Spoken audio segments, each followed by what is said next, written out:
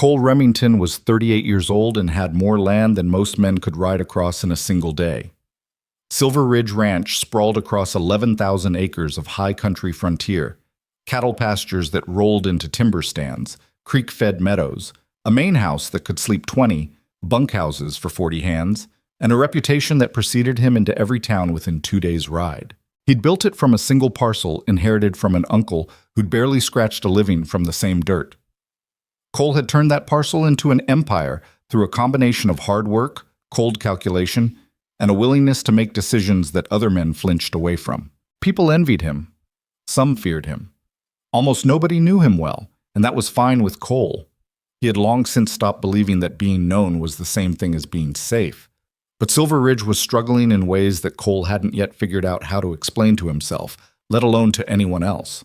It had started small, the way these things always do. A supply order that came in short, a fence line on the eastern pasture that kept coming down despite being repaired twice. 3 of his most experienced hands had left within a 4-month stretch, each with a different excuse. Family obligations, better wages elsewhere, a wandering spirit. Cole had accepted the explanations at face value because he didn't have reason yet to question them. He'd hired replacements, adjusted his expectations, and kept moving. Then his ranch foreman, a man named Dutch Holler, who'd been with Silver Ridge for 9 years, had walked into the main house on a Wednesday evening in October and told Cole he was done. "Done how?" Cole had asked, setting down his ledger. "Done like I'm leaving," Dutch said. He didn't look angry. He looked tired in a way that went deeper than sleep could fix. "I got an offer from Harlan Briggs over at Copper Creek. Better arrangement. I'm taking it." Cole had known Dutch Holler long enough to recognize when a man was saying less than he meant. There was something behind those eyes. Not guilt exactly, but a careful kind of blankness, the look of a person who had decided not to be asked any questions he'd have to answer dishonestly. "Dutch," Cole said, "what's really happening?" "I told you what's happening." Dutch picked up his hat from the table. "I'm sorry, Cole. Silver Ridge has been good to me, but it's time." He left the next morning. Cole stood at the window of the main house and watched the man's wagon roll down the ridge road, and for the first time in years felt something cold and unidentifiable settle in the pit of his stomach. He'd spent 3 weeks after that trying to understand what was pulling his operation apart at the seams. He'd gone over the accounts himself, cross-checked supply orders, interviewed hands who'd been there long enough to notice patterns. What he found wasn't a clean answer. It was a collection of small wrongnesses that didn't add up to anything he could point at directly.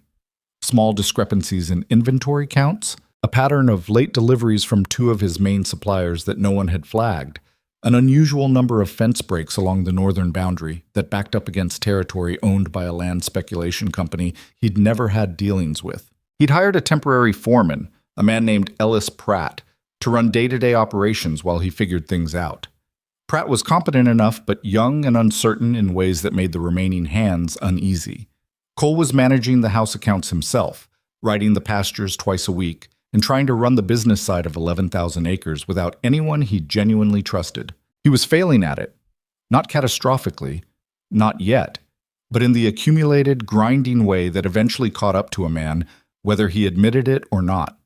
So when Evelyn Hart walked up his porch steps without knocking, set her bag down, and told him she was there to help run the place, Cole Remington's first instinct wasn't skepticism. It was something closer to the feeling a man gets when he's been carrying a heavy pack up a long hill and someone offers to take it for a minute. His second instinct was suspicion, which was the one he trusted more. "Who sent you?" he asked. "Nobody sent me." She folded her hands in front of her, not clasped nervously, but settled, like she was comfortable with the quiet that came after statements people didn't immediately believe. "I passed through Caldwell 2 days ago. Heard at the general store that Silver Ridge was short-handed and having trouble keeping management. I have experience with ranch household administration. I'm offering my services." Cole looked at her more carefully. She was somewhere in her early 30s, maybe a year or 2 either side. Medium height, with dark hair pulled back practically, and a traveling coat that had seen better seasons. Her face was angular and unremarkable in the way that meant you had to look twice to understand it. Not beautiful in the obvious way, but the kind of face that got more interesting the longer you looked at it. Her boots were good quality, but worn. Her bag was the kind that held everything a person owned and had been carried a long way. What kind of experience? He said. 3 years managing household and supply accounts for the Aldridge operation down in Mercer County. Before that, 2 years with a large freighting company out of Prescott handling inventory and supplier contracts. She said it without the breathless quality of someone trying to impress him. Just facts. I know how to read ledgers, manage supply chains, handle staff disputes, and keep a large operation running clean. That seems to be what you need. Cole leaned against the doorframe. The Aldridge operation, that's a cattle ranch? Was. They sold off parcels 2 years back when old Gerald Aldridge passed. His sons divided the estate. Something flickered across her face at that. Not grief, but the careful blankness of someone stepping around a memory they'd decided not to revisit. I moved on when there was nothing left to manage. You have references? I have a letter from Nora Aldridge, Gerald's wife, attesting to my work there. I can give you names from the freighting company if you want to send wires. She paused. I'd suggest not waiting too long. From what I heard in Caldwell, you've got a supplier situation that's bleeding money and a staff problem that's going to get worse before it gets better. Cole studied her for another moment. Then he stepped back from the door. Come in. I'll read the letter. Her name was Evelyn Hart. She was from the Eastern Territories originally, Ohio, she said, though she offered it the way people offer information they consider irrelevant, and she'd been moving west in stages for the better part of 5 years. She was unmarried, she mentioned without being asked, and she stated it the way a person states the weather, as a simple condition of existence that required no explanation or apology. She read the letter from Nora Aldridge over Cole's shoulder while he read it, which he found irritating and then, on reflection, sensible. It was her letter, after all. The letter was thorough. Nora Aldridge had written in a firm, school-teacher hand about Evelyn's capabilities, her reliability, her honesty, and her particular gift for identifying inefficiencies that everyone else had learned to overlook. She has a talent for seeing what is actually there rather than what you expect to see, the letter said near the end. In ranch management, that is rarer than most people realize. Cole set the letter down. I'll wire the freighting company in Prescott. That's fine. Evelyn had seated herself at the kitchen table without being invited to, which Cole noted. She was looking around the main house with that same practical assessment, not nosiness, but the focused attention of someone already cataloging what she was seeing. Your supply room is through there? It is. Who manages inventory currently? I've been doing it myself. Before that, Dutch Holler. Who left? Who left? Cole agreed with a flatness in his voice that he didn't bother to disguise. Evelyn nodded slowly. I'd like to look at your last 6 months of supply records and your current inventory if you're going to consider this arrangement. I'll tell you what I find and what I think I can do. Cole looked at her for a long moment. He was not, by nature, a trusting man. He had built Silver Ridge on the understanding that trust was something you extended incrementally, after evidence, and never in amounts larger than you could afford to lose. A woman he'd met 20 minutes ago asking to look at 6 months of his business records should have tripped every wire he had. But something about her steadiness disarmed him in a way he didn't fully understand. She wasn't asking permission exactly. She was telling him the terms under which she could do her job. It was a distinction he recognized because he operated the same way. I'll show you the ledgers, he said. You can look tonight and tell me in the morning what you think. That's reasonable, she said. He showed her to the small room at the back of the main house that served as an office, stacked with ledger books, supply manifests, correspondence folders, and 3 months of unopened trade circulars, and left her to it.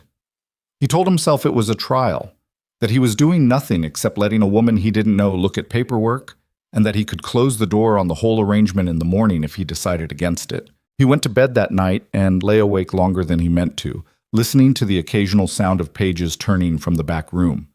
It was a small sound, unremarkable, but it was the first time in months that the main house had contained another person doing something useful in the middle of the night, and he found, without quite meaning to, that he'd missed it. In the morning, Evelyn had 3 pages of notes. She set them on the kitchen table while Cole poured coffee, and she waited until he sat down before she started talking. That was the second thing he noticed about her. She never wasted words trying to build up to what she was actually going to say. She just said it. You have 2 suppliers who are shorting your orders and billing you for the full amount, she said. Dunbar's feed supply out of Caldwell, and a dry goods distributor called Hennessy Brothers.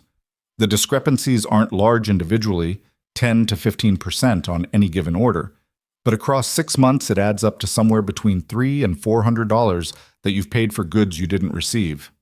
Cole set down his coffee cup. Say that again. $300 to $400, she repeated. Possibly more. I'd need to do a physical inventory count against the last 3 months of delivery, manifests to get a precise number. She slid the first page across the table. The figures were laid out in a clear, orderly hand. I can also see that you had a livestock feed quality problem in August that looks like it caused some weight loss in your southern herd, which would explain the reduced yields you noted in the September count. That's likely connected to the Dunbar shortfalls. They were giving you inferior feed on mixed orders, different quality than what you contracted for. But me. Matan. Cole looked at the figures. He was not a man who showed his reactions freely, but something shifted in his expression. The set of his jaw, the slight tension around his eyes. I had a veterinarian look at the southern herd in September. He said it was summer heat stress. It might have been that too. But the timing of the weight loss lines up with the August deliveries, and the feed inventory from that month is short on the high-quality blend by, she pointed to a number on the page, roughly this amount. Probably worth getting the feed tested, if you still have samples. Cole was quiet for a moment. Dunbar's been supplying Silver Ridge for 6 years. I know. I saw that in the records. She said it without softening it, without the tentative quality of someone expecting him to argue. Just the acknowledgement that she understood this information cost something. People who've been trusted a long time sometimes start to believe that trust makes them safe to cheat. He looked up at her. She was watching him with a calm that wasn't indifference. There was something attentive in it, something careful. Not sympathetic exactly, but present in a way that felt different from the studied detachment she'd shown at the door the day before. What else? He said. She walked him through the rest of it. The staffing patterns, 3 experienced hands lost in 4 months, each shortly after what appeared in the records to be minor disputes over duties or scheduling. She noted that all 3 departures had happened after interactions with a particular senior hand named Garrett Cross, who was still on staff. She wasn't accusing anyone of anything, she said. It was a pattern worth examining. She noted the fence line breaks along the northern boundary and pointed out that the pattern of the breaks, always in the same general section, always involving the posts rather than the wire, was more consistent with deliberate removal than with weather or animal pressure. She noted that the land speculation company whose territory backed up against that northern fence, a firm called Western Meridian Land and Development, had filed 3 separate inquiries with the county land office in the past 8 months, asking about the survey boundaries between their property and Silver Ridge. How do you know that? Cole asked. About the land office inquiries. It's in the public record. I looked at it this morning when I walked to the post office. Your land clerk in town keeps good files. She paused. You should probably have a conversation with your county surveyor about exactly where your northern boundary is drawn, just to have it confirmed. Cole sat back in his chair. He had gone into the previous evening expecting to find someone who could manage his supply room and handle household accounts. He was now looking at a picture of something considerably more complicated, laid out across 3 handwritten pages by a woman he had known for less than 24 hours. You got all of this from one night with my ledgers, he said. It's there in the records, she said. You just have to know what you're looking at. He was quiet for a long time after that. Outside, the morning sounds of the ranch were starting. Boots on packed earth, horses in the paddock, the distant sound of the bunkhouse breakfast bell. The ordinary sounds of a big operation running through its morning routine.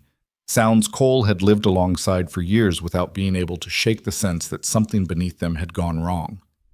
What do you want? He said finally. To work here. What are you actually asking for?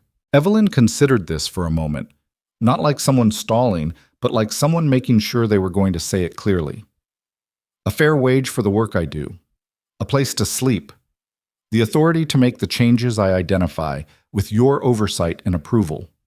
And your honest assessment after 30 days, at which point either of us can end the arrangement if it isn't working.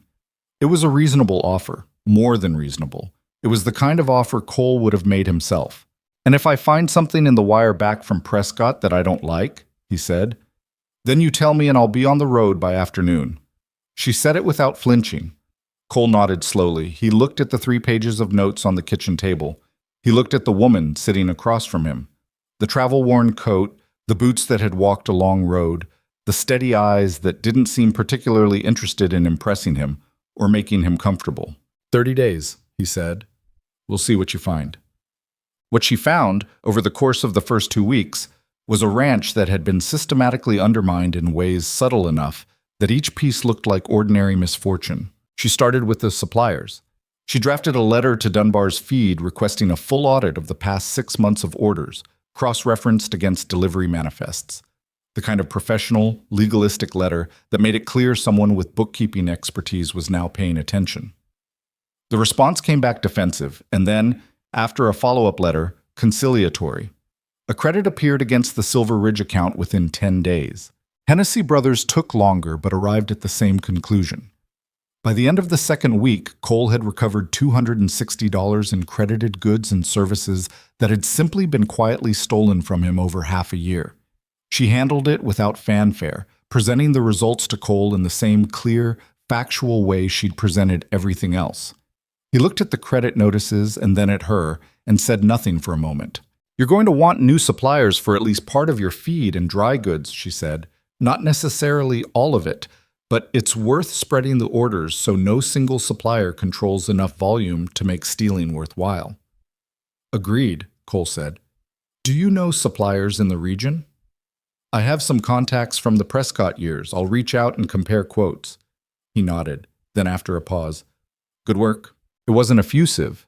It wasn't the kind of praise that expected gratitude. It was the simple acknowledgement one professional gives another when something has been done right. Evelyn received it the same way. A nod, a slight shift of her attention back to the papers in front of her. And that was the end of it. The staff situation was more delicate. Evelyn spent her first week observing without intervening. She learned names, watched how the work was organized, paid attention to who deferred to whom and why. Silver Ridge ran with about 22 regular hands under Ellis Pratt's tentative management, plus kitchen and household staff, a farrier who came twice a month, and various seasonal workers who rotated through for particular jobs. Garrett Cross was a heavy-set man in his mid-40s with a wide, bland face and the particular manner of someone who had spent years cultivating the appearance of harmlessness. He was nominally a senior hand, responsible for coordinating fence work and pasture rotation in the northern sections. He was generally pleasant in a way that made it hard to dislike him directly. He laughed at other people's jokes and agreed with whatever the person above him said, and occasionally said something cutting about a person below him in a way that always came out sounding like a joke rather than what it was. Evelyn watched him for a week. Then she went to Cole. "Tell me about Garrett Cross," she said. Cole looked up from the desk where he'd been working on correspondence. "Been here 4 years. Solid hand. No complaints." "Who did he have complaints about?" Cole set down his pen. He thought about it. Really thought about it. Which Evelyn had noticed he did with most questions. He didn't rush to answer things. He mentioned issues with Terrence Webb before Webb left. Said Webb wasn't pulling his weight. Webb was one of the 3 who left in 4 months? Second one? Left in August. What did Dutch Holler think about Garrett Cross? Cole was quiet for a moment. Dutch didn't say much about him. They worked different sections. He paused. Dutch kept his opinions close. "There's a pattern in the bunkhouse," Evelyn said carefully. "I've been listening. Cross makes other hands feel like they're being evaluated, not overtly. He doesn't argue or threaten, but he creates an atmosphere where people feel like they're one wrong step from being reported on. 3 of your best hands left rather than live under that, and I think 2 more are close to the same decision." Cole was very still. "You're saying he drove them out. I'm saying it's possible. Whether he's doing it intentionally to weaken the operation, or whether it's just his nature and someone has been using that to their advantage, I can't tell you yet." She held his gaze. "But I think you need to have a conversation with him about his section management, and I think it should be soon." Cole did have that conversation. Evelyn wasn't present for it. She hadn't asked to be, but she saw Garrett Cross's face when he came out of the main house afterward, and she read it clearly enough. The bland pleasantness had a new edge to it. He was recalculating something. 2 days later, Ellis Pratt told Cole that Cross had come to him with a complaint about Evelyn. that she'd been asking staff personal questions, that she was creating uncertainty about people's positions, that she was overstepping her role. Cole called Evelyn in and told her about the complaint without any particular inflection. "That's probably accurate," she said. "I have been asking questions, and it probably does create uncertainty for people who have something to hide. He says you're making the staff uncomfortable." "Some of them," she said. "The ones who were already uncomfortable being watched. The ones doing their jobs haven't said anything, as far as I'm aware." Cole looked at her for a long moment. "Are you overstepping your role?" Evelyn thought about it honestly. "Possibly," she said. "Tell me where you want the line, and I'll stay on your side of it." The line Cole drew was reasonable.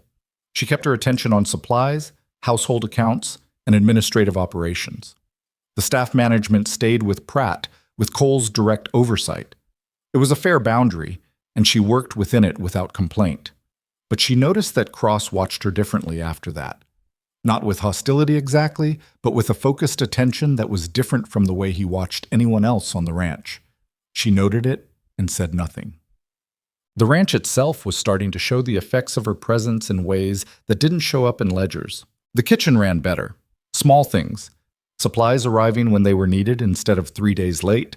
A misunderstanding about food budget that had been creating resentment between the cook and the household account resolved with a clear adjustment and a conversation. The cook, a square-built woman named Agnes, who had worked at Silver Ridge for 7 years and had strong opinions about everything, had initially regarded Evelyn with open suspicion. "We don't need somebody coming in from nowhere telling us how to run a kitchen that's been running fine," Agnes said, the third morning, when Evelyn asked about the weekly food budget. "It has been running fine," Evelyn said. "What I'm looking at is the supply ordering, not the kitchen itself. You've been getting shorted on flour deliveries from Hennessy Brothers for at least 3 months. That's not your fault, and it's not a reflection on how you're managing. But if we correct it, you'll have what you need when you need it." Agnes looked at her for a long time. Then she told Evelyn the exact shortfall she'd been working around, which was more detailed and precise than anything Evelyn had found in the records. "You've been keeping track of it yourself," Evelyn said. "Of course I have. When you run short, you keep track. Cole knows there's a problem, but he's got bigger things to worry about, and I don't like bringing him small complaints. Would you be willing to share your records with me?" Agnes's records, kept in a small notebook with a worn cover, turned out to be the clearest documentation of the Hennessy shortfalls that Evelyn had found. She used them to support the credit demand, and when the credit came through, she told Cole that Agnes deserved acknowledgement for having kept the documentation. Cole went to the kitchen and told Agnes directly. It was, as far as Evelyn could see from the doorway, a brief and slightly awkward conversation, because Cole Remington was not a man who found gratitude easy to express. But Agnes received it with a dignity that made the awkwardness irrelevant, and something in the kitchen's atmosphere shifted after that. The hands noticed the changes in supply, too. Feed arriving on time and in the right quality. Materials for fence repair actually on hand when a crew went out instead of having to be requested and waited for. Small efficiencies that didn't individually amount to much, but collectively changed the texture of daily work in ways that experienced people felt immediately. A hand named Rosa Munoz, who'd been at Silver Ridge for 3 years doing everything from cattle work to fence repair to whatever needed doing, stopped Evelyn near the equipment barn at the end of the second week. "You the one who got the Dunbar situation sorted?" Rosa said. She had a direct way of speaking and the kind of eyes that evaluated people without embarrassment. "Partly," Evelyn said. Rosa nodded. "Good. We've been riding on short feed for 3 months. Nobody wanted to push the issue because things have been strange around here, and nobody wants to draw attention." Evelyn looked at her carefully. "Strange how?" Rosa was quiet for a moment, the way people are when they're deciding whether to say the thing they actually mean. "Like the ranch is being watched," she said finally. "Like there are people interested in what's happening here who aren't part of this operation. I can't tell you more than that because I don't know more than that. But there's a feeling." "What kind of people?" "Strangers passing through who ask too many questions about the land. A rider I saw on the northern ridge twice in 1 week, far enough back that he didn't look like he was on Silver Ridge land, but close enough to see everything." Rosa paused. "Maybe it's nothing. Maybe it's my imagination." "It's not nothing," Evelyn said quietly. Rosa looked at her with a flat, measuring gaze. You know something about it? I know some things, Evelyn said. Not everything, but enough to think you're right to pay attention. Rosa nodded slowly. She had the look of someone who'd half expected that answer. All right, she said. You need anything watched, you let me know. It was not the kind of offer made lightly, Evelyn understood. Not from someone like Rosa Munoz, who watched everything and committed to nothing carelessly. I will, she said. 1. Cole Remington rode his northern fence line on a Thursday in late October, which he did out of habit more than particular concern. He'd been riding the fence line since he first took over Silver Ridge, and had never entirely stopped. What he found on this particular Thursday made him pull up his horse and sit very still for a long time. 3 sections of fence posts along the ridge boundary had been pulled. Not broken, not snapped by weather or pressure. Pulled, with some care, and laid aside in a way that made it look from a distance like they might simply have fallen. But the ground around each post showed the marks of tools, and the wire had been carefully unhooked rather than cut. From the ridge, on the other side of that boundary, you had a clear line of sight to Silver Ridge's main cattle pastures. If someone wanted to document what was grazing on Silver Ridge land, or photograph the land itself in ways that might be used to argue a boundary dispute, the northern ridge was where you'd do it from. Cole spent an hour walking the line, looking at each pulled section, noting the pattern. Then he rode back to the main house and went straight to Evelyn's office. She looked up from a supply ledger. She took one look at his face and set the pen down. Tell me, she said. He told her. She listened without interrupting, and when he finished, she was quiet for a moment in the particular way she had of processing information before she spoke, not uncertain, but precise. Western Meridian, she said, the company that's been filing boundary inquiries. That's my first thought, Cole said. Evelyn looked at the surface of the desk for a moment, at the papers spread across it. Then she looked up at him, and for the first time since she'd arrived, the careful professional composure had something different underneath it. Something that was not quite fear, but was something in that family. Cole, she said, there are things I need to tell you about Western Meridian land and development that I haven't told you yet. Cole pulled a chair up and sat down across from her. He studied her face, the tension that had appeared in the set of her jaw, the way her hands had stilled on the desk instead of their usual ready movement. All right, he said, tell me. She looked at him for a moment, like someone taking a last measure of a decision they'd already made. I didn't come to Silver Ridge entirely by accident, she said. I've been looking for a place with certain characteristics. A large operation with good land, under pressure it didn't fully understand, in a region where Western Meridian has been active. Silver Ridge fit everything. And I came here because I have information about what Western Meridian actually is and what it does, and I needed to be somewhere that would matter to them in order to use it. Cole said nothing. He waited. Western Meridian Land and Development is a front, she said. It's a purchasing arm for a land syndicate that operates across at least 6 territories. They identify large, valuable land holdings, particularly ones with good water access, mineral potential, or strategic location for future rail development, and they acquire them by any means available. Sometimes they buy. Sometimes they use loan manipulation, getting in with local banks and manufacturing debt crises. Sometimes, she paused briefly, they use manufactured disputes, corrupted surveys, or legal fraud to challenge title directly. Cole's voice was very quiet. How do you know this, Becky? Because I spent 2 years working for the Aldridge operation while the syndicate was targeting it, she said. I watched it happen from the inside. I watched them manufacture a supply crisis, drive out reliable staff, create financial pressure, and then move on the property with what looked like a legitimate purchase but was built on years of deliberate sabotage. She stopped. Gerald Aldridge didn't die of natural causes. Not entirely. He died of a heart attack brought on by the stress of watching everything he'd built be dismantled around him by people he couldn't identify or confront directly. The main house was very quiet. Outside, the afternoon sounds of the ranch continued. Horses, wind, the distant sound of cattle, the ordinary sounds of a place that was now, Cole understood, standing on considerably more dangerous ground than he'd realized. The evidence you mentioned, he said slowly, that you have. Evelyn nodded. Documents. Records I managed to copy before I left the Aldridge operation. Correspondence between the syndicate's principals and their local agents, including, as far as I can tell, people operating in this county right now. She paused. It's enough to bring the whole operation down if it reaches the right authorities. Federal investigators specifically, not local law enforcement, because there's reason to believe at least some local officials in several counties are on the syndicate's payroll. Cole looked at her for a long time. His face had gone very still in the way it did when he was thinking past the immediate moment, working out implications and angles and consequences. "You've been carrying this for how long?" he said. "Almost 2 years." She said it flatly. "Since I left the Aldridge estate. And you chose to bring it here." "I chose a place where the syndicate had active interests and where someone with resources might be willing to help me get it to the right people," she said. "Silver Ridge is already on their target list, Cole. I didn't bring this to you. It was already here. I just brought you a chance to understand what you're dealing with."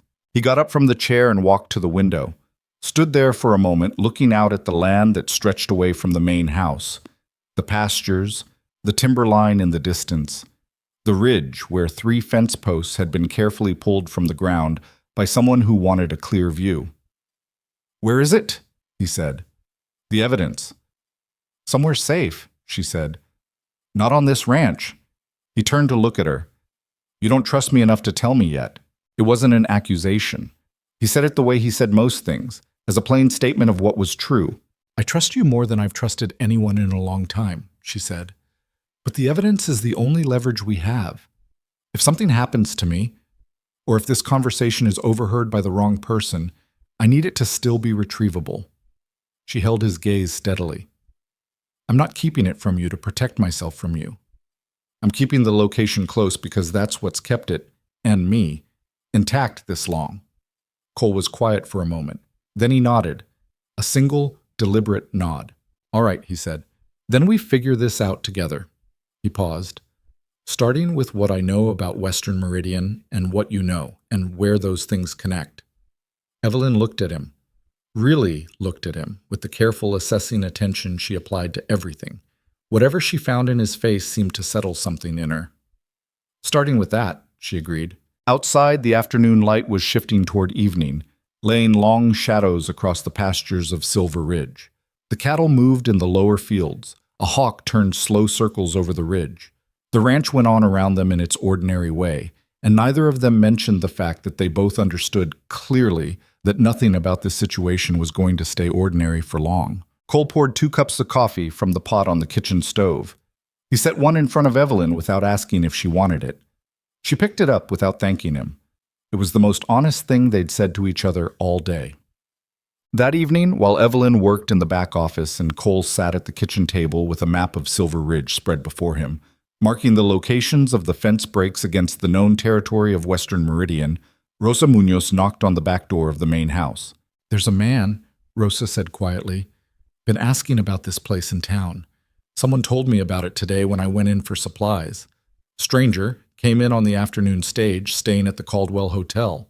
Asked the general store owner a lot of questions about Silver Ridge's ownership structure and whether Cole had any outstanding debts."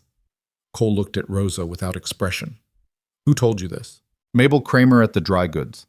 She doesn't like strangers asking questions, and she doesn't like it when the answer might be bad for people she respects." Rosa paused. "She said the man was well-dressed, Eastern clothes, didn't look like frontier, looked like business." Cole nodded slowly. "Thank you, Rosa." Rosa held his gaze for a moment. "I figured you'd want to know right away." "I did." After she left, Cole went to the back office doorway. Evelyn looked up from the ledger. "You heard?" he said. "I heard." Their eyes held for a moment. "It's starting," she said. Cole looked at her steadily. "Then we'd better be ready." Neither of them slept much that night. The ranch was quiet under a cold, clear sky, and somewhere in that quiet, moving at the edge of the darkness that surrounded Silver Ridge, things were already in motion that would test everything both of them had.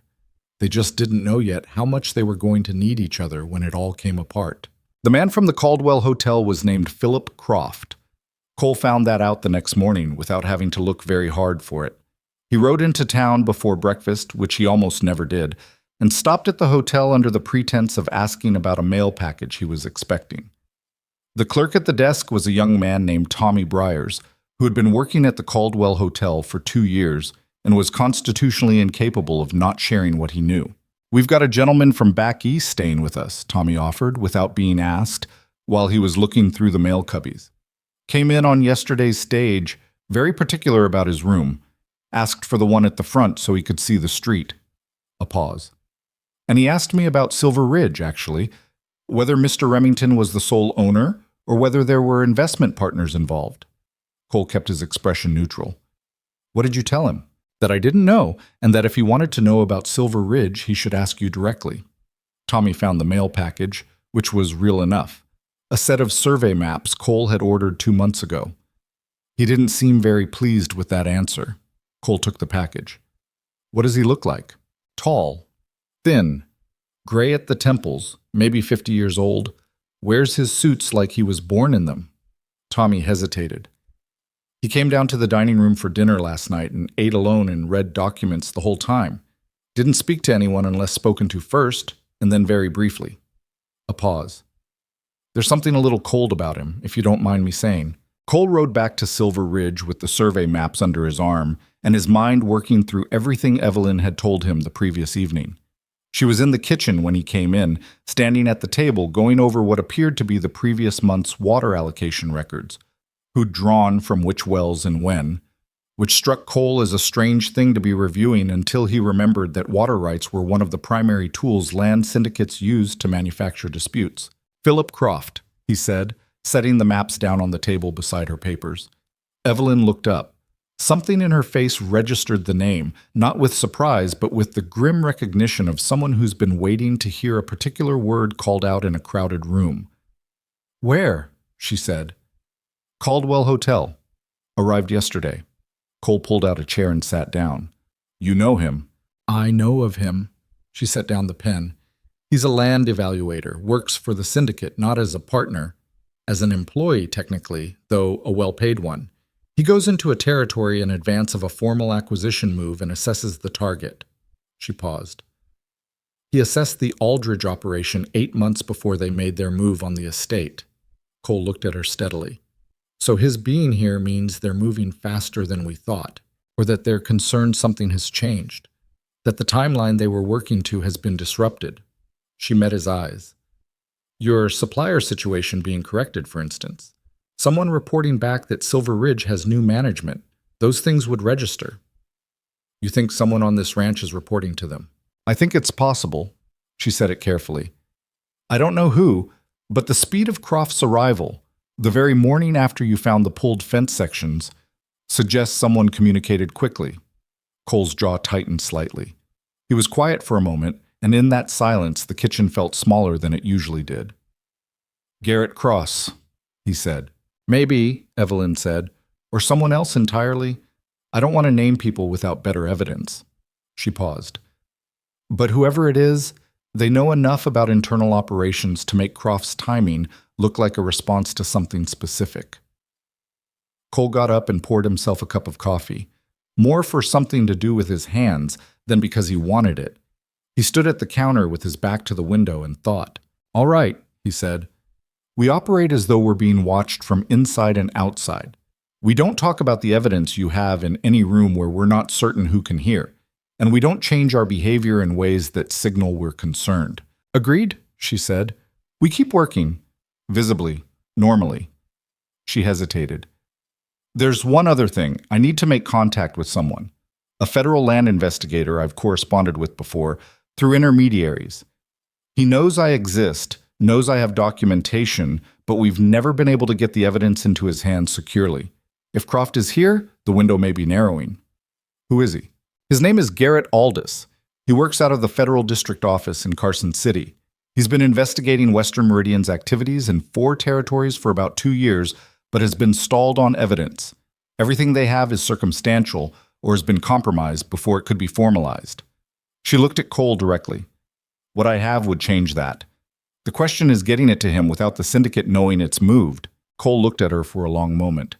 "And you've been sitting on this for 2 years because because every time I got close to moving it, something happened, she said, and there was a flatness in her voice that was the most personal thing he'd heard from her. The first contact I tried to make was through a lawyer in Mercer County who I thought I could trust. He turned out to be on the syndicate's payroll. The second time, I'd arranged a courier who disappeared 3 days before the handoff. She stopped. I'm still not entirely sure what happened to him. I chose to believe he simply changed his mind and ran, because the alternative is worse. The kitchen was very quiet. You've been doing this alone, Cole said. I've been doing it alone, she said, which is why it's taken 2 years and why I'm still sitting here with documents that haven't done anyone any good. She said it without self-pity, which made it harder to hear than if she had. Cole put down the coffee cup. He looked at the survey maps he'd brought back from town, still rolled and tied on the table. He thought about Dutch Holler's face the evening he left, that careful blankness, that deliberate absence of expression. He thought about the pulled fence posts on the northern ridge. He thought about Philip Croft sitting alone in a hotel dining room, reading documents and not speaking to anyone. We wire Aldous, he said, today. Carefully. You tell me how to word it so it doesn't signal anything to anyone reading the telegraph line who shouldn't be. And we start thinking about how to move what you have. Evelyn looked at him for a moment with something in her expression that wasn't quite relief. It was something more careful than relief, the look of someone who'd learned not to trust good news until it proved itself. All right, she said. The wire went out that afternoon from the Caldwell Telegraph office, sent by Cole Remington on what appeared to be a routine business matter, a land survey inquiry addressed to a firm in Carson City, with a reference number embedded in the body of the message that Evelyn told him would be recognized by Aldous' office. Cole sent it himself, casually, while he was already at the office for another errand. He was aware, the entire time he was in the telegraph office, that he was being watched. Not by anyone specific, not in a way he could have pointed to, but with the general awareness of a man who has learned to pay attention to the temperature of rooms. He was back at Silver Ridge by mid-afternoon. Rosa Munoz was waiting near the paddock fence, not conspicuously, just doing something with a length of rope that didn't particularly need doing. That man from the hotel came out this morning, she said, without looking up from the rope. Rode past the south gate about 10 o'clock. Slow, like he was looking. On the road or off it? On the road. He was careful about that. She glanced up briefly. But he stopped for about 10 minutes at the spot where you can see the main house from the creek bend, and he had field glasses. Cole absorbed this. Did he see you see him? No, Rosa said simply, and went back to the rope. Cole went inside and found Evelyn in the supply room, doing a physical count of the current feed inventory against the delivery manifest. She was 3/4 of the way through the sacks along the left wall when he came in. Croft was outside this morning with field glasses, he said. She didn't pause in her counting. How far from the boundary? On the road, legal. Rosa spotted him. He'll have maps, Evelyn said, still counting. He'll be locating physical landmarks to compare against the survey records Western Meridian has filed. They do this before they formalize a boundary challenge. They build a visual picture of the land so they can argue specific sections. She marked something in her notebook. Cole, how solid is your title documentation on the northern section? The ridge boundary specifically? Cole thought about it. My deed goes back to my uncle's original purchase. The survey was done in, I'd have to check, probably 1864 or 65. How long ago was the last boundary confirmation? A pause. I haven't had one done since I took over the property. Evelyn looked up from her notebook. It was not an accusatory look, but it was direct. You need one done, immediately, and by a surveyor you've used before and trust. Western Meridian's strategy often involves challenging older surveys on the grounds of instrument error or changed geographic markers. If your last confirmed boundary is from 64, they have decades of potential ambiguity to work with. I know a surveyor in Barton Springs, Cole said. Arthur Keene. I've worked with him before. Can you get him out here this week? I can try. Try hard, she said, and went back to her count. Arthur Keene arrived on Friday, 2 days later, which was faster than Cole had expected, and which told him something about how seriously Keene had taken the urgency in Cole's wire. He was a compact, gray-haired man in his 60s who smelled of pipe tobacco and had the slightly hunched posture of someone who had spent decades bent over survey equipment. He shook hands with Cole at the gate, accepted a cup of coffee in the kitchen, and spent 20 minutes reviewing the original deed documentation before saying anything useful. Your northern boundary is drawn from Ridgecrest Point to Settlers Creek Confluence, Keene said, pointing at the deed map. That's an 1863 survey done by a man named Hargraves. Good surveyor. I knew his work. The markers should still be there. He tapped the map. Problem is, this confluence point here. Settlers Creek has shifted its channel probably 30 to 40 feet west over the last 60 years. That's normal creek movement. But if someone wants to argue that the confluence point itself defines the boundary, rather than the original surveyed line, they can potentially claim that the boundary has effectively moved with the creek. Cole looked at the map. How much land does that affect? Depends on exactly how far the creek has moved and how they draw the argument. Could be 100 acres. Could be 200. It's the northeast corner, the high ground section along the ridge. The high ground section. Cole thought about Croft with his field glasses, stopped at the bend in the road, looking at Silver Ridge from the best vantage point on the property. What do I need to do? Cole said. I need 2 days to walk the boundary and set confirmed markers using current instruments, Keene said. I'll give you documentation that supersedes the creek shift argument. We fixed the boundary to the original surveyed line, confirmed by modern equipment, recorded with the county land office. That makes any challenge based on creek movement legally untenable. Then let's start tomorrow morning, Cole said. Keene looked at him steadily. Someone trying to take this land from you? Cole considered the question. Someone is thinking about it. Keene nodded slowly, in the way of someone who had seen this kind of thing before. Then we move fast, he said. Evelyn spent those 2 days doing something she hadn't told Cole she was going to do, which was ride into Caldwell herself and make a quiet study of Philip Croft. She didn't follow him or make any attempt to interact with him directly. She simply moved through the town's daily life in a way that was natural for someone managing a large ranch household. The dry goods store, the post office, a conversation with the land clerk at the county office. And she watched Croft the way she'd learned to watch people who didn't know they were being watched.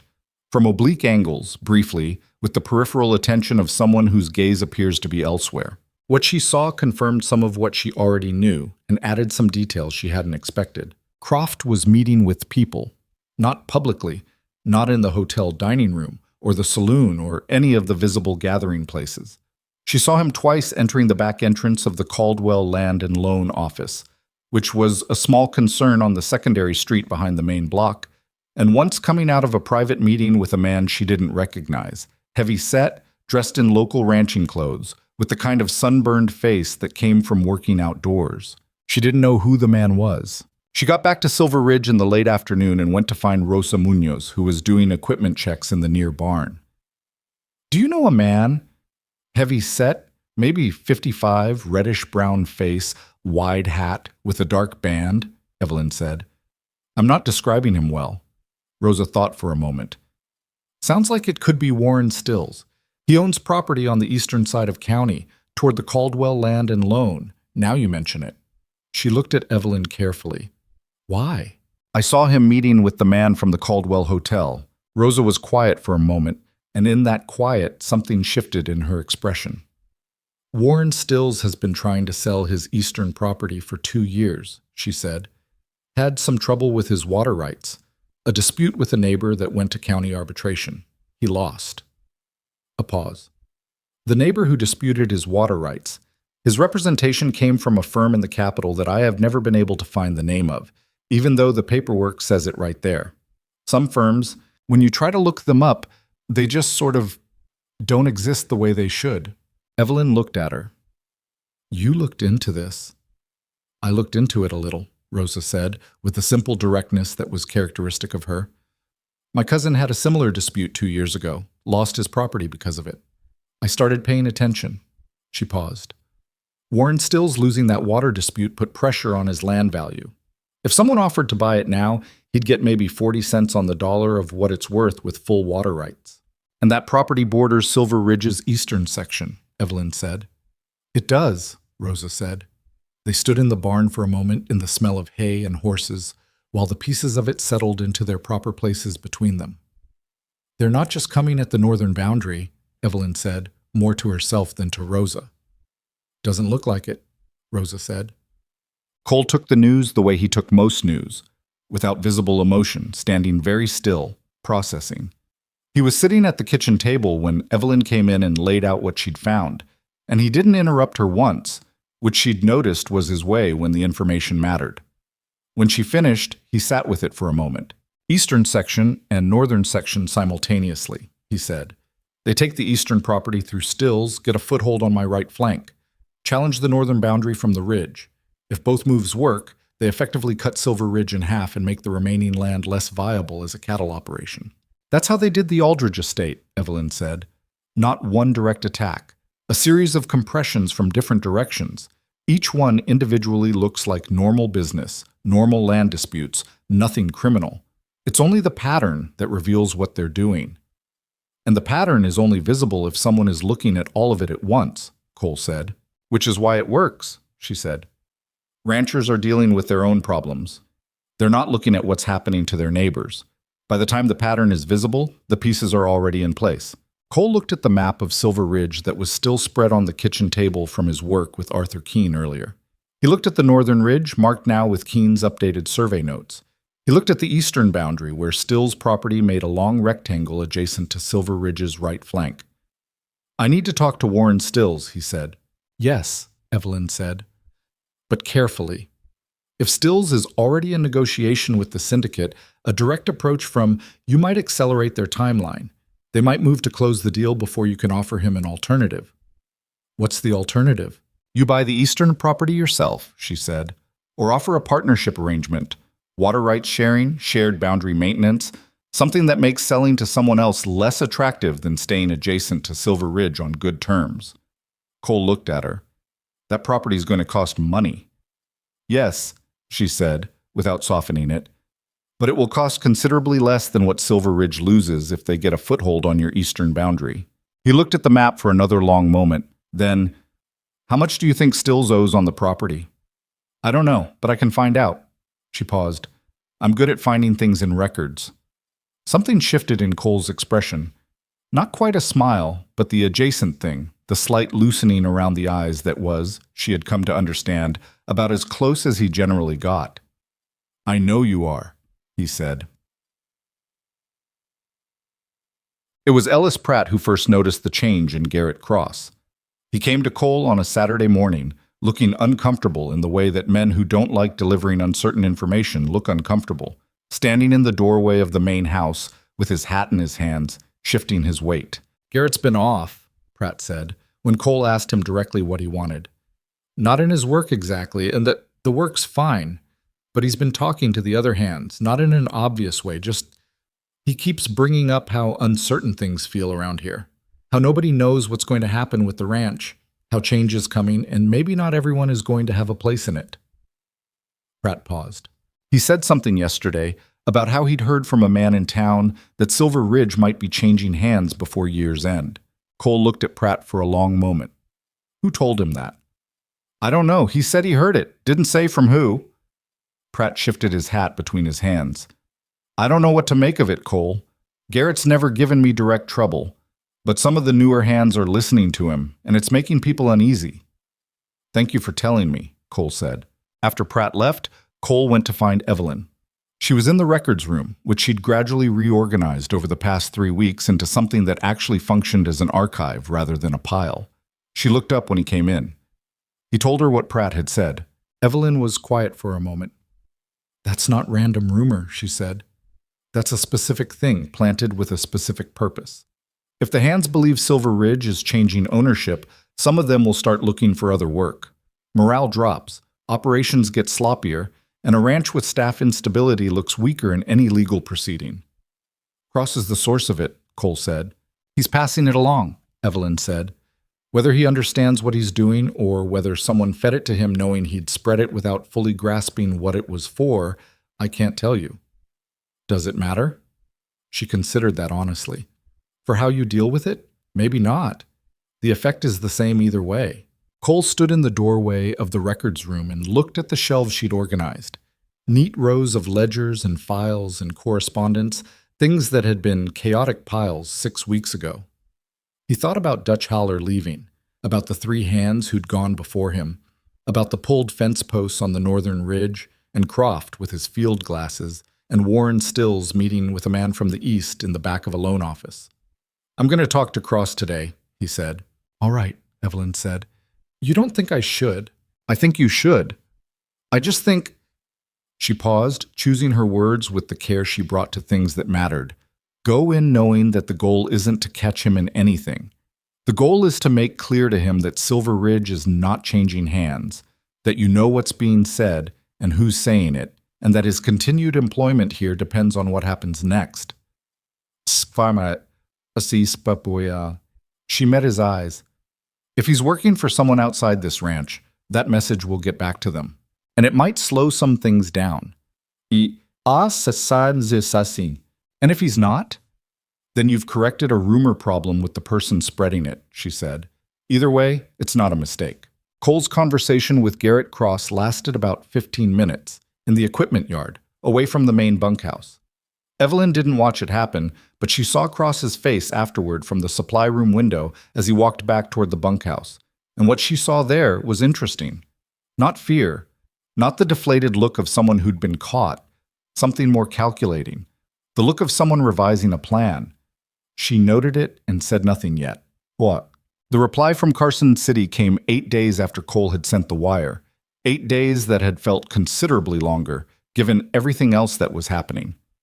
It came through a roundabout method that Evelyn had arranged, addressed to a fictitious ranch supply firm in Caldwell, picked up by Rosa Munoz on an ordinary supply run, delivered to Evelyn without passing through any hands that might report its existence. She read it twice in the records room with the door closed. Then she went to find Cole. He was at the paddock fence, watching a young hand work with a horse that had been giving trouble. A big roan that didn't like being approached from the left side and had been expressing its feelings about this in ways that made everyone in the vicinity move back. Cole was watching with the focused, patient attention he brought to things he was trying to understand. Aldous responded, Evelyn said, coming to stand beside him at the fence. Cole didn't look away from the horse. And? He wants the documentation. He's been building the case, and he has enough on the syndicate's structure and operations to move forward if he has the primary evidence I described in correspondence. She paused. He's proposing a handoff in Barton Springs, at a location he'll specify through a second message within the next 3 weeks. Cole was quiet for a moment. The roan in the paddock shied sideways, and the young hand, a kid named Davis who was better with horses than he looked, adjusted smoothly, no drama, letting the horse work through its own uncertainty rather than fighting it. 3 weeks, Cole said. It's tight. But Aldous says if we wait much longer, the syndicate will likely be far enough into the legal filings on the boundary challenge that even a federal investigation won't stop the immediate proceedings. We'd win eventually, but the court battles could tie up sections of Silver Ridge for years. She watched the horse settle slightly. He also says he has reason to believe the syndicate has a contact inside the federal district office, someone who's been flagging investigations before they reach critical stage, which is part of why it's taken him this long to get any traction. He's been working around a leak. Cole turned to look at her then, for the first time since she'd come to stand beside him. His expression was unreadable in the way it often was. Not cold, but contained, like a room where the fire was burning, but the door was closed. What does he need from us between now and Barton Springs? Time and quiet, she said. We keep operating normally. We don't move the evidence until we're ready to move it all the way to him. No partial transfers, nothing that could be intercepted in the middle. And we need to make sure Croft and whoever he's reporting to don't know we're in contact with federal investigators. What are the odds they already know? Evelyn was honest. I don't know. If the leak in the federal office is as embedded as Aldous suggests, it's possible they flagged our initial wire despite the coding. But the response came through clean, and nothing in the last week suggests they've escalated their activity here in response to federal contact. She paused. We might have a small window where they still think they're ahead. Cole looked back in the paddock. Davis had the roan standing quietly now, one hand resting lightly on its neck, letting it decide on its own whether the contact was acceptable. The horse's ears were still nervous, but its feet were still. 3 weeks, Cole said again. 3 weeks, she said. He was quiet for a long moment. Then, without looking at her, the evidence you have, You said you'd tell me more about it when you trusted me enough. Evelyn looked at his profile. The set of his jaw, the lines at the corner of his eye from years of squinting into frontier sun. She thought about what trust had cost her before. She thought about what 2 years of carrying this alone had actually felt like, as opposed to how she'd described it, the flat, clinical description she'd given him the first night, which was accurate and completely missed the weight of it. It's at a homestead about 6 miles east of Caldwell, she said. A woman named Clara Foss. She was a neighbor of the Aldridge estate. She knew Gerald Aldridge and she understood what was happening to his land. And when I came to her and asked if she'd keep something safe for me, she said yes without asking what it was. She paused. She's been keeping it for almost 2 years. She has a loose floorboard in her cellar. That's where it is.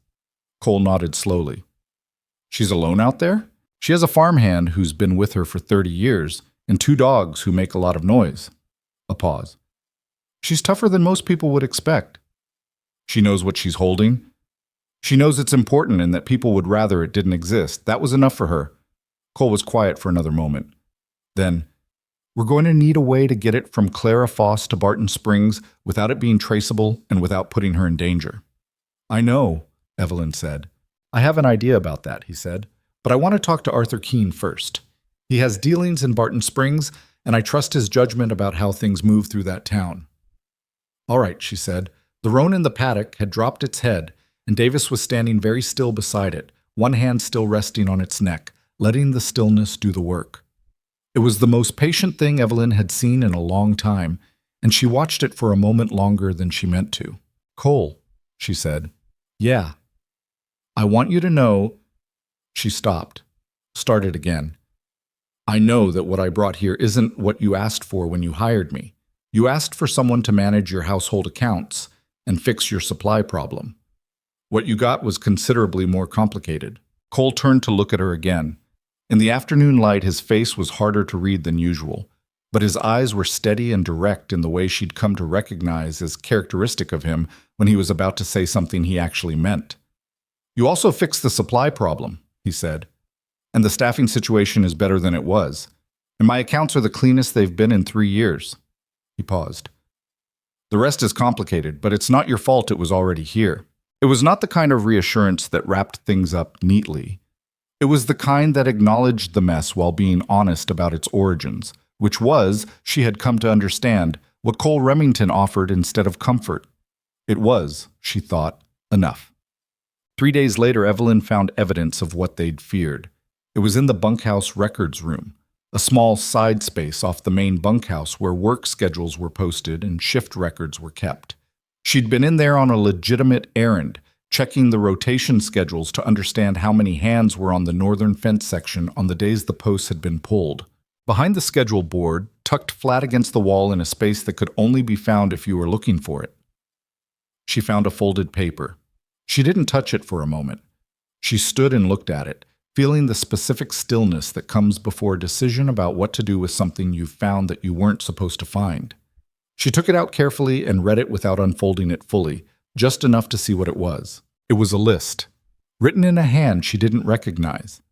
7 items, in shorthand that was almost but not quite opaque. Supply arrangements, staff patterns, boundary sections, a reference to the woman, which required no interpretation, and a note about document status, unknown. At the bottom, a date and a dollar figure. It was a report, prepared for someone outside Silver Ridge and waiting for pickup. Evelyn refolded it exactly as it had been and placed it back exactly where she'd found it. Then she walked calmly to the main house, went to Cole's office, closed the door, and told him what she'd found. Cole listened to the whole of it without speaking.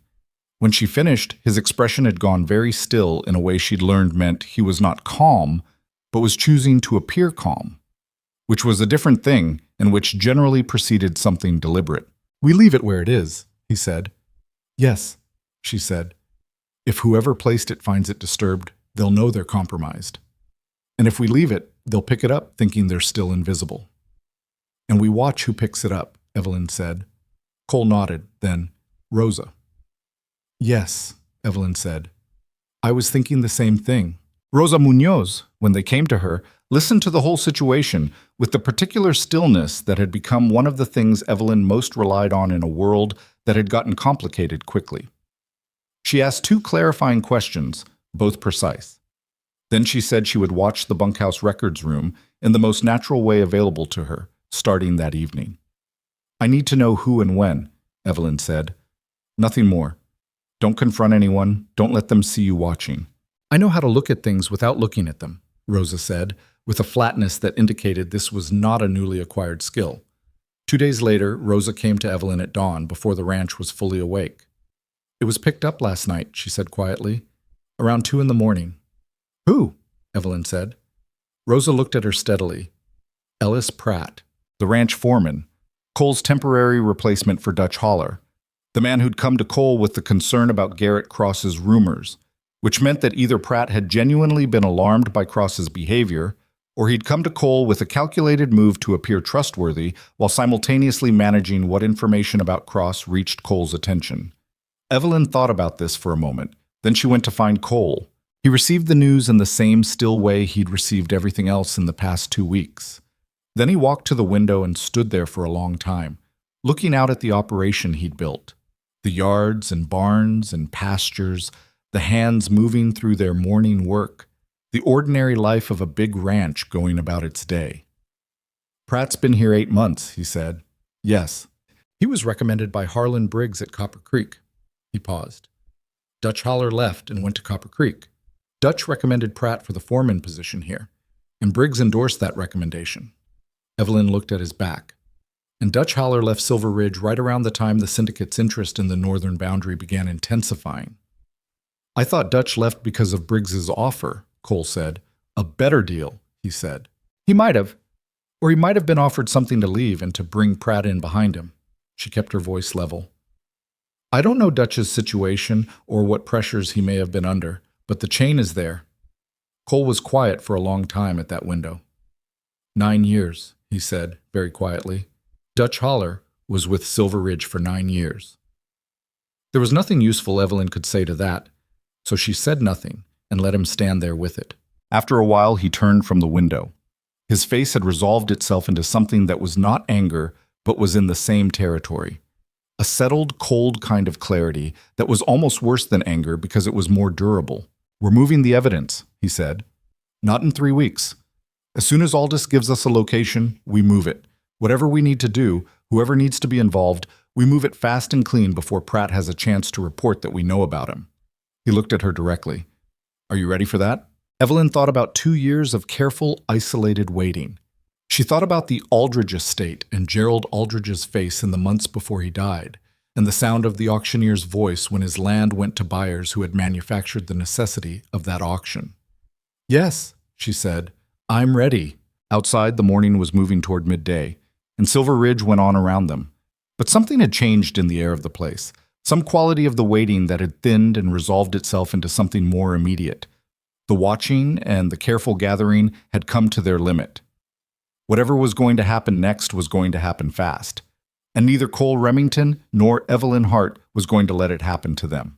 The second wire from Aldous came on a Wednesday, and it came faster than either of them had expected, which was itself a signal that something in Carson City had shifted, that the federal investigator was moving with a new urgency that hadn't been in his first message. Rosa picked it up on a routine supply run, tucked inside a folded invoice from a feed company that didn't exist, addressed to the same fictional firm in Caldwell. She handed it to Evelyn without comment, in the kitchen doorway, while Agnes was making enough noise at the stove to cover whatever they might be saying. Evelyn read it twice, then went to find Cole in the north pasture, where he was riding the fence line with Arthur Keene, finalizing the boundary documentation. She waited at the fence line until Keene moved ahead to check a marker post, then called Cole over. "Barton Springs," she said when he rode close. "There's a dry goods merchant named Halverson on the main street. He's been working with Aldous for a year. We leave the package at his store, left side counter, addressed to a fictitious order. Halverson knows what to do with it." She paused. "Aldous wants it there by Friday." Cole looked at her from horseback. "Today is Wednesday." "I know." He was quiet for a moment, calculating. Barton Springs was nearly a day's ride from Caldwell. Clara Foss's homestead was 6 miles east of Caldwell. The mathematics of it were tight, and the margin for anything going wrong was small. "We go for Clara's place tonight," he said. "Early, before light." "We," Evelyn said. "You know where the floorboard is. I know the roads at night better than you do." He said it without room for argument, not because he was closing down the conversation, but because it was simply true. And they both knew it. She nodded. "All right, tonight."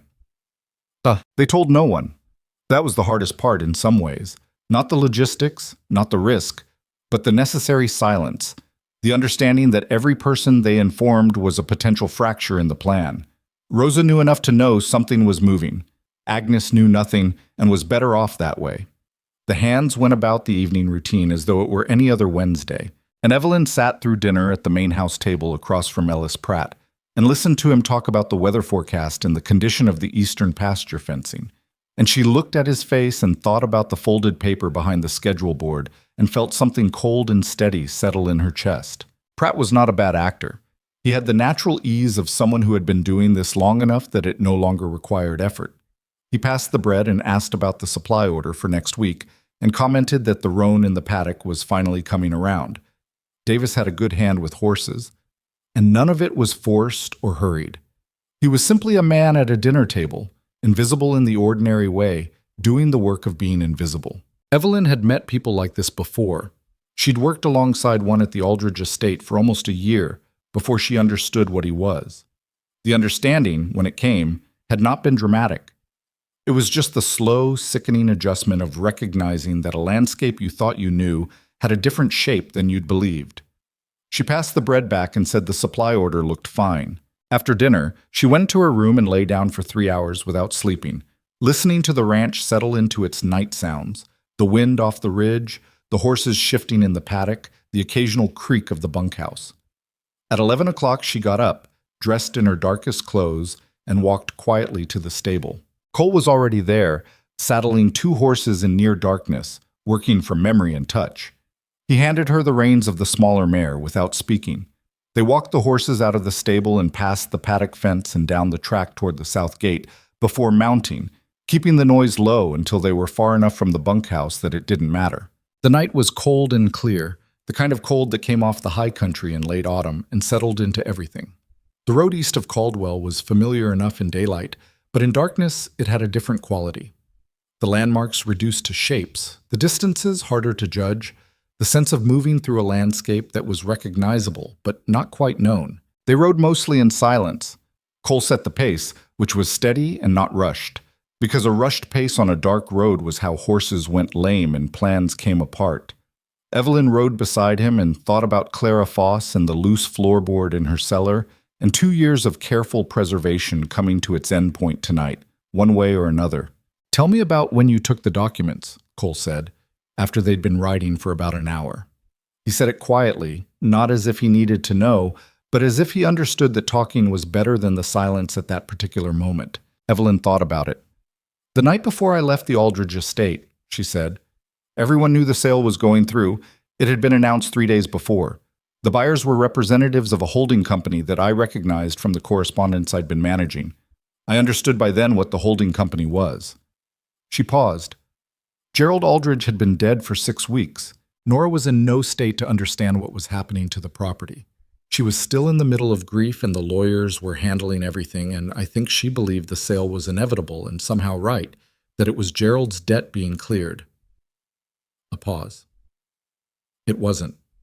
The debt had been manufactured, but I couldn't make her see it, not in that state, not with the lawyers in the room. Cole listened. He didn't offer anything. Just let her talk, which was what the moment required. "I'd been copying documents for 2 months by then," she said. "Carefully, 1 or 2 pages at a time, always put back exactly as found. Correspondence between syndicate representatives and the men they'd placed in the county. The lawyer, a bank official, a land clerk who'd been altering the survey records incrementally. And the internal correspondence. Names, amounts paid, instructions. The kind of thing that, in front of the right court, makes everything else make sense." She looked at the dark road ahead.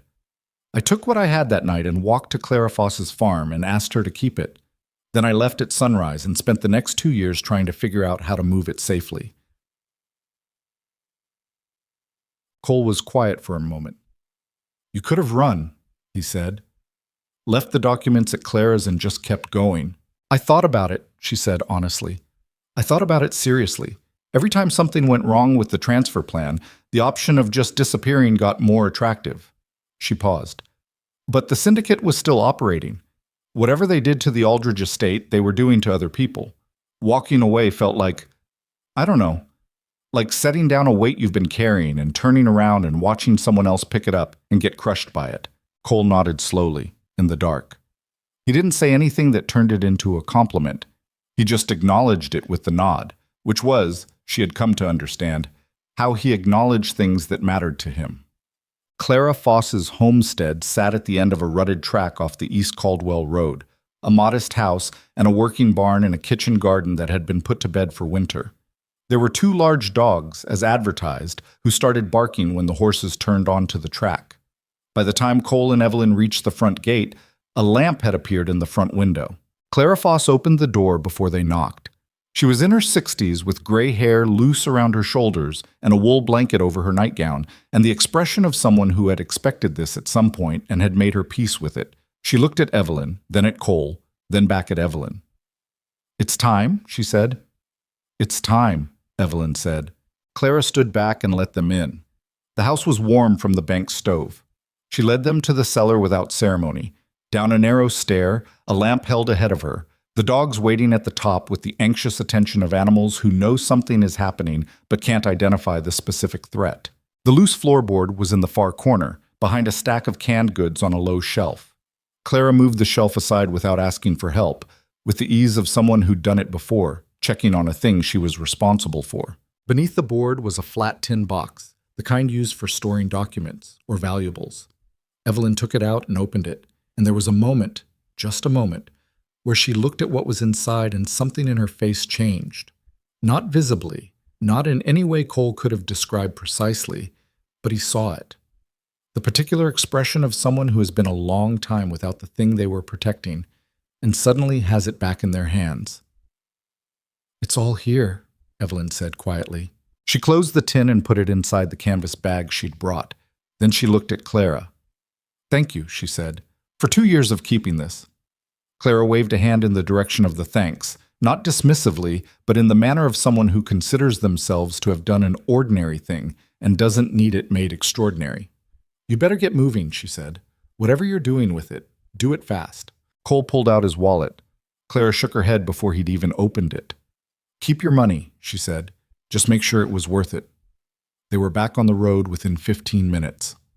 They rode through the remainder of the night and the early pre-dawn hours, trading words occasionally and silence most of the time. The tin box was in the bag across Evelyn's saddle, and Cole found himself acutely aware of it in a way he hadn't expected. The weight of those papers, what they represented, the number of people who had been ruined partly because those papers hadn't reached the right hand soon enough. They reached the outskirts of Caldwell as the first gray light was showing in the east.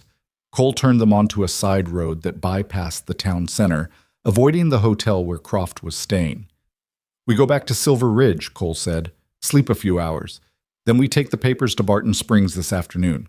Normal pace, normal appearance, you and me and Rosa, if she's willing. 3 riders going to town on ranch business. Why Rosa? Because 2 people carrying something important can be intercepted. 3 people, one of whom has the package, and the other 2 of whom are available to do whatever needs doing if something goes wrong. That's a better arrangement. He paused. And because Rosa is the most capable person on Silver Ridge at handling a situation that goes wrong, and I think we both know that. Evelyn looked at him. You've been paying attention. I pay attention to people who are worth it, he said. Rosa, when they found her at the barn before the ranch was fully awake, heard the request with her characteristic stillness. Then she said, When do we leave? 2 this afternoon, Cole said. Can you clear your day without making it look like you're clearing your day? Rosa considered this for a moment. I'll tell Pratt I'm taking a supply run to Barton Springs. It's overdue. There are things we actually need from there. It won't look unusual. She paused. Should I tell him before we go or after we're already leaving? After, Cole said. Rosa nodded once. Done. Bickerat. They left Silver Ridge at 2 in the afternoon, the three of them, with a list of genuine supply needs that Rosa had compiled that morning to justify the trip. The day was cold and clear, the kind of autumn afternoon that was almost beautiful in its sharpness. Cole rode with the canvas bag in his saddlebag. He'd made the decision to carry it himself without discussing it with Evelyn, and she hadn't argued. It was not because he trusted himself more than her. It was because, if something happened, he was better positioned to deal with it physically, and they both understood this without having to say it. They were 2 hours out from Silver Ridge when Rosa, who had been riding slightly behind and to the right, said quietly, "We have company." Cole didn't turn immediately. He kept his pace and moved his eyes without moving his head. "Where?" "Half-mile back, 2 riders. They weren't on the road when we left Caldwell. They came from a side track about 20 minutes ago, and they've been keeping the same distance since." Cole processed this. "Crofts people?" "I don't know, but they're not in any hurry to close the gap, and they're not falling behind." Evelyn was riding on Cole's left and had heard all of it. She kept her face forward and her voice low. "If we go straight to Halverson's on the main street, they'll see where we stop." "Yes," Cole said. Rosa said, "There's a livery stable at the far end of Barton Springs, east side. I know the man who runs it. We could go in the back way and leave the horses there, come up to the main street on foot from the east." "They'll watch the livery from the road," Cole said. "They'll watch the front of the livery," Rosa said. "The back entrance comes out of a creek gully. You can't see it from the road." Cole thought about it for approximately 4 seconds. All right. They altered course enough to be consistent with a natural variation in the road, not enough to look like a deliberate change. The riders behind them maintained their distance. Barton Springs appeared ahead as the sun was getting low. A bigger town than Caldwell, with a proper main street and enough traffic that 3 riders arriving didn't register as anything remarkable. Rosa led them around the eastern edge of town on a back track that wound down into a dry creek gully, as promised, and came up behind the livery through a stand of scrubby cottonwoods. The livery operator, a weathered man named Cass, who clearly knew Rosa and asked no questions, took the horses without comment. They went up to the main street on foot, through a back alley, and came out half a block from Halverson's dry goods store from the direction that made them look like they'd walked from the eastern part of town. The store was open. A bell above the door announced them. The man behind the left counter, Halverson, presumably, a broad-shouldered man with a Scandinavian accent and the patient manner of someone who'd been waiting for something without letting on that he was waiting, looked up. Cole set the canvas bag on the left counter. He said the words Aldous had specified in the wire. "Supply order for the Keene surveying firm out of Caldwell." Halverson looked at him steadily. "I'll have that ready within the week," he said. He took the bag behind the counter without looking in it, without making anything of it, and that was that. The entire exchange took less than 2 minutes. Evelyn stood just inside the door while it happened.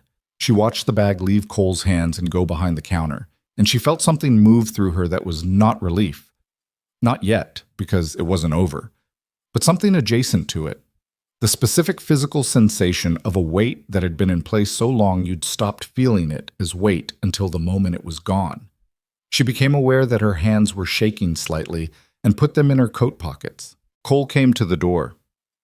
He looked at her face and read it accurately, as he'd gotten better at doing over the past weeks.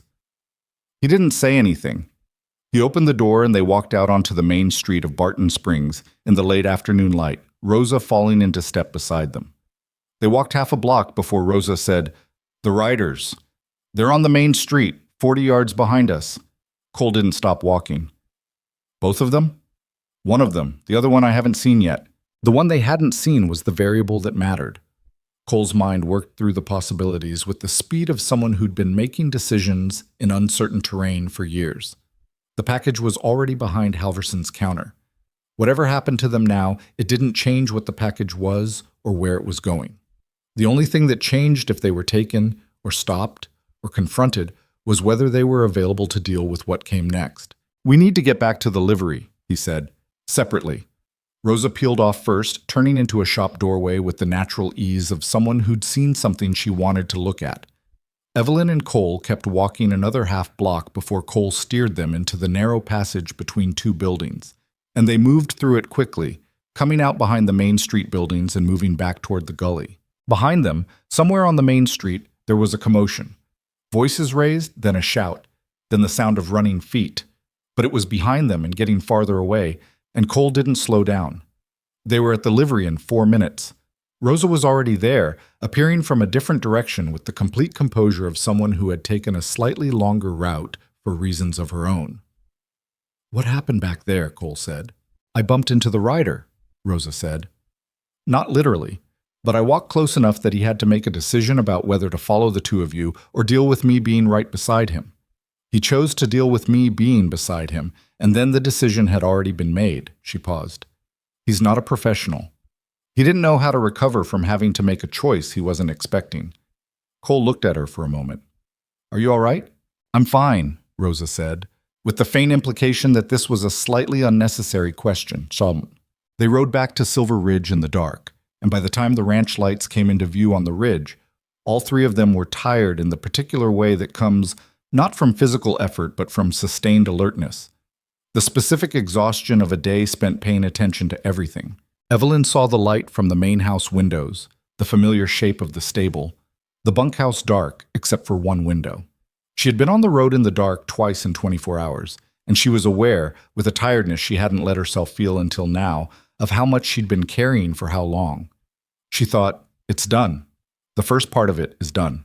But she knew what came next, and the knowledge sat in her chest with a weight that was different from the weight of the tin box, heavier in some ways, because this was the part where other people's choices came into it, where the syndicate would respond to losing control of what they'd been trying to control, and where Silver Ridge itself became the ground on which that response would play out. Cole unsaddled his horse in the quiet of the stable, and when he came around to where she was working on the mare's bridle, he stopped close enough that she could see his face clearly in the lantern light. "Pratt will have reported by now that we went to Barton Springs," he said.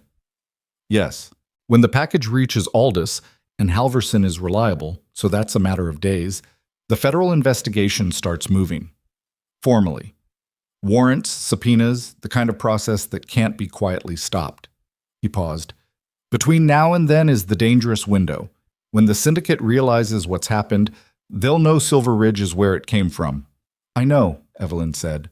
He looked at her steadily. "I want you to know that I'm not asking you to leave," he said. "What I'm asking is whether you're prepared for what this place might look like in the next week." She thought about the Aldridge estate in its final months, the way a place felt when it was under pressure from the outside. The particular atmosphere of a household that knew it was being watched and didn't know from which direction the next thing would come. She thought about what it would look like if she left.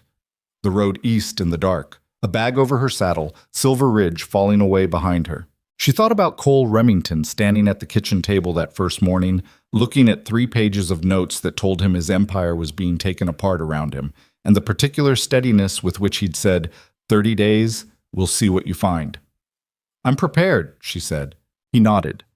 The lantern between them threw uneven light across both their faces, and neither of them moved for a moment, standing in the quiet of the stable with the horses settling around them and the cold night outside and everything that was coming toward them on its way. "All right," Cole said finally, "then we get ready." He took the lantern and walked toward the stable door, and she followed him out into the dark of the Silver Ridge yard, where the lights of the main house were burning steady against the night sky, and the whole enormous machine of the ranch breathed around them, quiet for now, but not for long. The first sign that things had shifted came not from the ranch, but from town. Arthur Keene rode out to Silver Ridge on a Friday morning, 3 days after the Barton Springs trip, without having sent word ahead. Cole saw him coming up the ridge road from the kitchen window and went to the porch to meet him. Keene dismounted with the slightly stiff care of a man whose knees had opinions about cold mornings, tied his horse at the rail, and came up the steps with an expression that was not his ordinary expression. "Something's happening at the land office," Keene said, without preliminary. "I was in there yesterday filing the boundary confirmation paperwork. Your northern line, the Ridgecrest documentation. The clerk, Harmon, he was strange about it, nervous, kept looking at the door. He accepted the coffee Cole had brought out without seeming to notice he had it. And when I went to the back to check the existing survey files, routine cross-reference, I do it every time, there were records missing. Your original 1863 survey and the 2 boundary inquiry filings from Western Meridian. The folder was there. The papers weren't." Cole looked at him steadily. "Someone pulled them. Someone pulled them, and Harmon knew it and was trying very hard to seem like he didn't. Keene drank the coffee without comment on its quality. Cole, I've been doing land surveys in this region for 30 years. I've seen boundary disputes, and I've seen fraud, and I've seen the things that happen in between when someone wants land badly enough. Whatever's happening with Western Meridian and Silver Ridge, it moved into a different phase this week. I know, Cole said. Keene looked at him with the particular attention of someone who has just heard something confirm a suspicion. How much trouble are you in? Depends on the next few days, Cole said. The boundary confirmation you filed, that's recorded now, regardless of what's in the original files. Recorded and stamped as of yesterday afternoon. I have copies. Keene patted his coat. I made 4 copies before I left the office. 2 are at my home office. 1 is with a lawyer in Barton Springs I trust. He paused. And 1 is in my coat right now. Cole looked at the old surveyor for a moment. Thank you, Arthur. Don't thank me yet, Keene said. Thank me when this is over. Nod. Evelyn was at the kitchen table when Cole came back inside and laid out what Keene had told him. She listened without interrupting, her hands flat on the table in the manner she had when she was thinking hard and didn't want the distraction of doing anything with them. The land office clerk, she said. Harmon. You know him? I looked at the county land records twice in the past month. He was there both times. He had a specific way of watching me look at the files. Not curious, not helpful. Just watching. She paused. He's on the syndicate's payroll. Has been for some time, probably. The missing survey files were pulled because someone told him to pull them. Someone who knows that the federal investigation is about to reach the county level and wanted to remove what they could before it did. If Aldous has moved, Cole said. Aldous has moved, Evelyn said. The timeline says so. We delivered on Thursday. Today is Monday. The federal office doesn't sit on documentation of this kind. Aldous has been waiting too long and working around too many leaks to waste any time once he had it in hand. She looked at Cole directly. They know. The syndicate knows the documentation has reached federal investigators. They're in damage control now. Cole was quiet for a moment, processing the implications of that. Damage control for a criminal operation of the syndicate's scale did not mean shutting down quietly. It meant removing evidence, pressuring witnesses, and, in the situations where those options weren't available, moving fast and hard against the people who'd caused the problem. They'll come here, he said. Yes, she said. Not Croft. Croft is a bureaucrat, someone above Croft, or someone Croft brings in, and they won't come to negotiate. Cole went to the window. Out in the yard, the morning work was underway. Davis with the horses, 2 hands repairing something on the equipment barn roof, the ordinary rhythm of the ranch. Ellis Pratt was crossing from the bunkhouse to the supply barn, moving with the unhurried efficiency that had made him look like exactly what he was supposed to be all these months. Pratt, Cole said. He's still reporting, Evelyn said. Every day, probably. They know everything about our operations through him. Then we use that, Cole said. He turned from the window. We give Pratt something to report. Evelyn looked at him carefully. What do you want them to believe? That the documentation never made it to Barton Springs? That something went wrong with the handoff and we still have it here? He held her gaze. If they believe the evidence is still on this ranch, they come here for it. They don't redirect their attention to Aldous or Halverson or anyone in the federal chain. They come here, where we know the ground. Evelyn was quiet for a long moment. She understood what he was proposing, a deliberate misdirection fed through a man who didn't know he was being used as a channel rather than a source. It was not a clean plan. Clean plans didn't exist at this stage of things, but it had the logic of desperation intelligently applied, which was different from desperation simply applied. It puts Silver Ridge in direct danger, she said. Silver Ridge is already in direct danger, Cole said. This way, at least the danger comes to a place I know and can prepare. She looked at him for another moment, then nodded once. All right, how do we get it to Pratt? I tell him, Cole said, directly. I call him in and tell him the Barton Springs handoff went wrong, that the contact wasn't there, that we came back with the documentation and we're trying to arrange another transfer. I make it sound like I trust him. He paused, and something in his expression was very flat and very deliberate. He'll have it on a wire within the hour. Evelyn thought about the dinner table 3 nights ago, Pratt passing the bread, and talking about the roan in the paddock, his face easy and ordinary and completely untroubled. She thought about what it required to sit across from a man and tell him something you needed him to believe so he could betray you with it. "You can do that?" she said. Cole's expression didn't change. "I've been sitting across from people I didn't trust for 30 years, he said. "I know how to do it." Gibo. He called Pratt into the main house office at 10 that morning. Evelyn was not in the building. She was in the supply barn, visible and occupied, maintaining the surface of an ordinary day. Rosa was near enough to the main house to watch who came and went without appearing to. The conversation, Cole told Evelyn afterward, lasted 12 minutes. He had told Pratt that the Barton Springs contact had failed. Different story than what happened, deliberately vague on the details. And that the documentation was back at Silver Ridge while they arranged an alternative channel. He'd said it with the slightly frustrated, slightly worried manner of a man who has hit a setback and is recalibrating.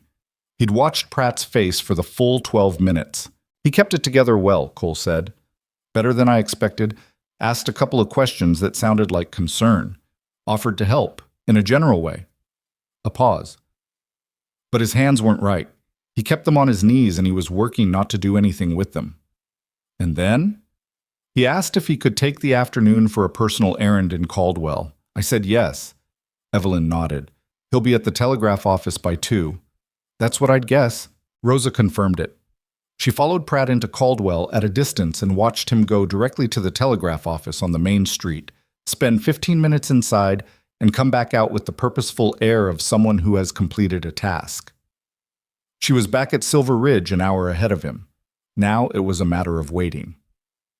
Cole spent that afternoon doing 2 things simultaneously, which he managed with the concentrated efficiency of a man who understood that time was the one resource he had no excess of. The first thing was a conversation with every hand on Silver Ridge he trusted, conducted individually and without ceremony. He told each of them the same essential truth, that Silver Ridge was under threat from outside parties, and that there was likely to be trouble in the next day or 2. He didn't explain the full shape of it. He asked each person directly whether they intended to stay, and he made clear that leaving now with no penalty was an option, and that staying meant they needed to be prepared for a situation that was going to be unpleasant. Every one of them stayed, including Davis, who was 22 and had been at Silver Ridge for 8 months, and who Cole had half expected to find a reason to be elsewhere. Davis just looked at him with the straightforward expression of someone who hadn't yet been made complicated by enough experience and said, "Where do you need me?" The second thing Cole did was send Rosa to Clara Foss's homestead with a message and enough cash to get Clara and her farmhand to a neighboring town for several days, on the basis that he'd explain everything later and that she should trust this. Clara, according to Rosa when she returned, had packed a bag with the efficiency of someone who had been half expecting a development of this kind, said 3 words to her farmhand, and been on the road inside of 30 minutes. "She said to tell you she'll want a full accounting when this is done," Rosa reported. "She'll get one," Cole said. The trouble came on Tuesday night, and it came the way these things tend to come, not with the dramatic announced quality of something from a story, but with the ordinary onset of a problem that has arrived before you're entirely ready for it, because no one is ever entirely ready. It was just past midnight when one of the hands posted on the northern perimeter, a steady man named Colton, who Cole had assigned to watch the ridge boundary after dark, rode hard back to the main house and reported riders coming in from the north. Not on the road, off-road, across the ridge, in the section where the fence posts had been pulled weeks earlier and replaced since. Cole had the ranch moving in 4 minutes. He'd thought through the contingencies enough that the movements, when they came, had a rough coherence even in the dark and the cold. Most of the hands went to defensive positions around the main structures, the main house, the supply barn, the stable. Rosa and 2 others went to the southern perimeter to watch against anyone coming from that direction. Cole went north with Colton and 2 more hands, on foot. Horses were too loud on the ridge approach. Evelyn stayed at the main house. This had been the only argument they'd had in the 2 days of preparation, a short, controlled argument, not heated exactly but direct, in the kitchen with the lamp turned low. "I'm not hiding in the house," she'd said. I'm not asking you to hide, Cole had said. I'm asking you to be the person in the main house who knows everything, so that if something happens to me out there, there is still someone here who understands the full situation and can act on it. She had looked at him for a long moment. That's a reasonable argument, she'd said. I don't entirely like it. You don't have to like it, he'd said. So she was in the main house when the riders came in from the north, watching the dark ridge from the window with Agnes beside her.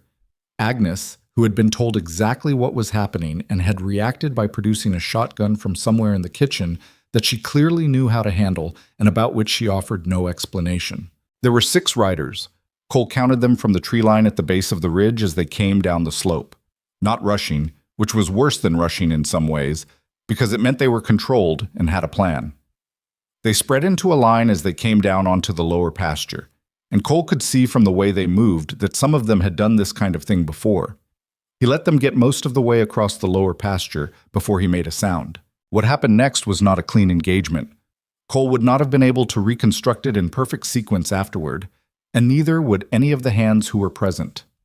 It was dark, it was cold, it moved fast and badly, and several things happened almost simultaneously that made the sequence of events a matter of impression rather than clear chronology. Cole identified himself loudly from the tree line, not as a warning exactly, but as a declaration that they were not unexpected, that the ground they'd crossed onto belonged to someone who knew they were there. The riders pulled up. There was a moment, one of those strange, suspended moments where everything was possible and nothing had been decided yet.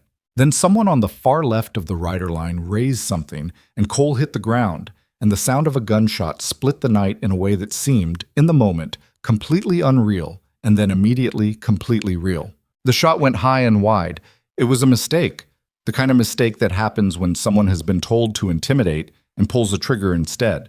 And the distinction between those two things is never as clear in the moment as it is in the planning. What it did was change the nature of the encounter from a confrontation into something harder and less navigable. Cole's hands were moving before the echo died. Colton and the others came out of the tree line on 3 sides of the rider line, not firing. Cole had been explicit about that. They were to show themselves and hold. And the effect on the riders was immediate and visible even in the darkness. 6 men who had arrived expecting to be dealing with 1 or 2 people in a big empty night suddenly found themselves in a situation where the dark had people in it, and they couldn't see how many. 2 of the riders wheeled and went back the way they'd come. The remaining 4 hesitated, which was long enough for the situation to calcify into a standoff. Cole and his people visible, the riders visible, nobody moving and nobody firing. "You're on Silver Ridge land," Cole said, from where he was. He didn't raise his voice much. In the cold night, it carried fine. "You came in off the road, at midnight, across a boundary you've been watching for weeks. Whatever you were sent here to do, it's done. There's nothing here that was worth this ride." One of the riders, the one in the center who had the bearing of someone accustomed to giving directions rather than taking them, said, "We have business here." "You don't," Cole said. "Whatever your employer told you about what was on this ranch, he was wrong. The thing you were sent for isn't here, and if you look at the position you're in right now and think about what you came for and what you're going to get for it, I think you'll find the arithmetic doesn't work in your favor." There was a silence that lasted long enough to mean something. Cole waded through it without moving. The center rider turned his horse. The other 3 followed. They rode back up the ridge at a pace that was not entirely retreat, but was not anything else either. Cole stayed in the pasture until the sound of hooves on the ridge above had faded entirely. Then he straightened up and felt the cold settle back into him properly, and became aware that his hands were not steady. Colton appeared beside him. "That's it?" "For tonight," Cole said. What he didn't know, and didn't find out until he was walking back toward the main house, was that someone had set a fire. The eastern equipment shed, a secondary structure, not the main barn, used mostly for storing seasonal tools and some spare lumber, had been lit from the outside, at the back, in the roughly 15-minute window when everyone's attention had been on the north pasture. It was a diversion, and a reasonably well-planned one. While Cole's people were managing the ridge approach, someone had come in from the east on foot and used the distraction as cover. He smelled it before he saw it. The particular quality of a working fire, different from a controlled burn, carrying something wrong in the way the smoke hit the air. He broke into a run without consciously deciding to.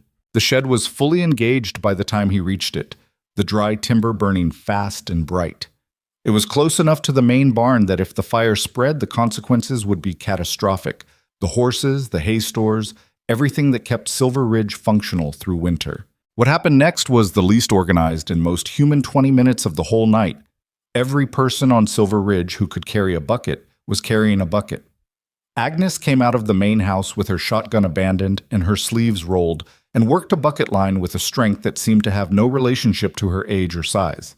Davis ran to the well and back so many times that Cole lost count. Rosa appeared from the southern perimeter at a dead run and went directly to the gap between the shed and the barn, soaking the barn wall before anyone else had identified it as the critical point. The shed was a total loss, but the barn didn't catch. Cole stood in the yard at 2 a.m. and looked at what was left of the eastern shed, the collapsed, smoking structure, the smell of it thick in the cold air, and took a full accounting of what the night had cost. One structure. No people hurt. No animals. The main barn intact, the stable intact, the main house untouched. Evelyn came and stood beside him. She had ash on her coat from the bucket line, and her hair had come down from its practical arrangement during the night's activity. And she was looking at the burned shed with the expression of someone doing the same accounting he was. "It could have been worse," she said. "It could have been the barn," Cole said, "or the house. They chose the shed deliberately," she said. "They didn't want to burn Silver Ridge to the ground. They wanted to demonstrate that they could reach inside it. It's a message." Cole looked at the smoking ruin. "Message received," he said. Ellis Pratt was gone by morning. His bunk was empty, his personal items missing, his horse absent from the stable. He'd left sometime in the night. Before the fire, after it, Cole couldn't determine exactly, and it stopped mattering fairly quickly. What mattered was that his departure confirmed everything about him that they'd understood for the past week, and it did so in a way that was, paradoxically, almost a relief. The ambiguity was over. The position on the board was clear. Cole sent a wire to Caldwell's county sheriff in the morning, not about Pratt specifically, but about the night riders and the fire, which were criminal matters regardless of their context. The sheriff, a man named Burl Taggart, who Cole had known for years and had no particular reason to distrust, arrived at Silver Ridge by mid-afternoon with 2 deputies. Taggart walked the northern pasture, looked at the hoofprint evidence, examined the burned shed, took notes, and listened to Cole's account with the focused attention of a man who was recalibrating what he thought he understood about the situation in his county. "Western Meridian," Taggart said, when Cole had laid out the broad shape of it. "Among others," Cole said. Taggart was quiet for a moment. "I've had dealings with Western Meridian. They filed a complaint about a boundary dispute 2 months back. Wanted me to serve papers on you about a survey discrepancy. I told them it was a civil matter and to take it to the land office." He paused. "The land clerk, Harmon, I've always thought there was something off about him." "There is," Cole said. "I'd recommend looking at his records going back about 2 years. Taggart gave him the measured look of a man absorbing implications faster than he was showing.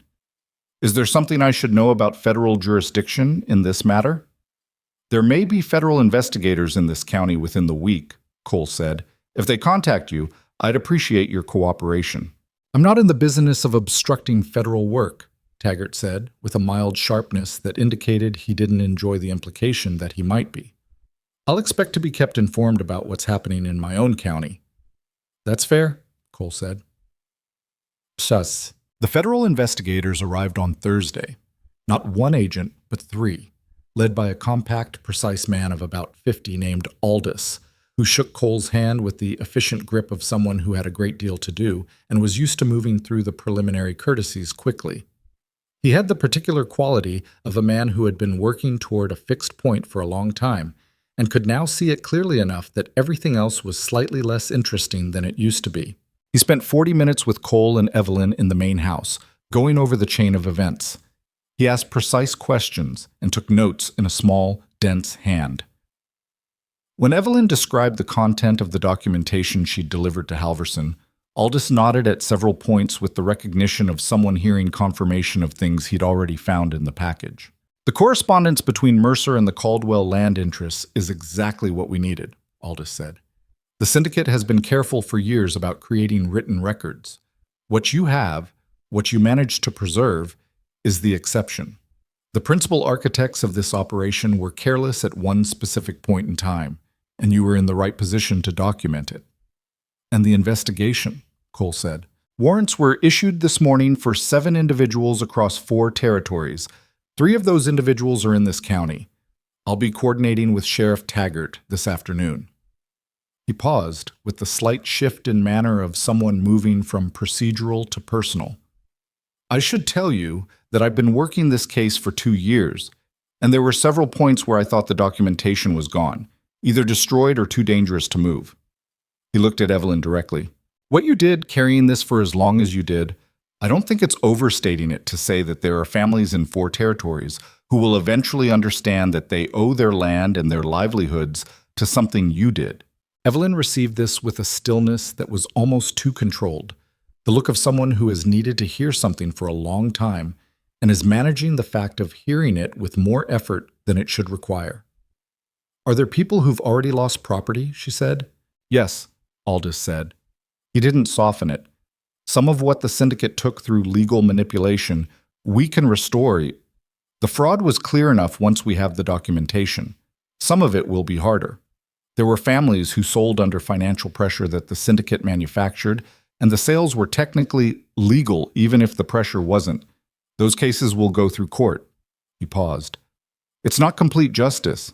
It's the justice that's available. I know, Evelyn said. What followed in the next 4 days was the institutional machinery of a federal investigation doing what it was built to do, which was thorough and detailed and mostly invisible from Silver Ridge itself. Philip Croft was arrested at the Caldwell Hotel on Thursday evening. The hotel clerk Tommy Briers, who had always suspected something was off about the man, apparently told everyone in Caldwell about it within an hour. Land Clerk Harmon was taken into federal custody on Friday morning, along with the Caldwell Land and Loan Officer who had been facilitating the document manipulation. Warrants went out across the other territories simultaneously, in the coordinated way of an operation that has been planned carefully and is now simply executing. The man in the center of the rider line, the one who had spoken to Cole in the North Pasture on Tuesday night, turned out to be an enforcer named Tate, who worked under a regional syndicate director named Mercer, who was one of the primary names in Evelyn's documentation. Tate was arrested in a town 2 days east of Caldwell, trying to move quickly in a direction that had turned out to have federal agents at the other end of it. Mercer himself was taken in the territorial capital 3 days later. Cole read about it in the weekly paper, which ran the story on the front page under a headline about a major land fraud investigation. And he read it at the kitchen table while Evelyn sat across from him with coffee, and neither of them said very much about it for a while. Dutch Haller's name appeared in the investigation documents as a paid informant who had been reporting on Silver Ridge's operations for 8 months before his departure. He had not, as far as the investigators could determine, been a willing participant from the beginning. He'd been put under financial pressure through a manufactured debt at the Caldwell Bank, and the cooperation had been the price of the debt being managed. It didn't excuse it, but it made it something different from what Cole had feared it was, which was a betrayal of 9 years of trust for simple personal gain. Cole sat with that information for a long time, without discussing it with anyone. It was Evelyn who eventually found him on the North Pasture fence line, the place he went when he needed to think in physical space, with the ridge and the open country around him and nothing else requiring his attention. She came and stood beside him at the fence and didn't say anything for a moment, looking out at the same view he was looking at. Dutch made a choice, Cole said finally. Whatever the pressure was, he made a choice. Yes, Evelyn said. I know people do that. I know it happens. It does. He was quiet for another moment. The wind off the ridge was cold, carrying the smell of the high country that he'd lived alongside all his adult life and never quite gotten used to. Not because it was unpleasant, but because it was too big to get used to. It was one of the things he actually loved about this land, though he would have had difficulty saying that directly.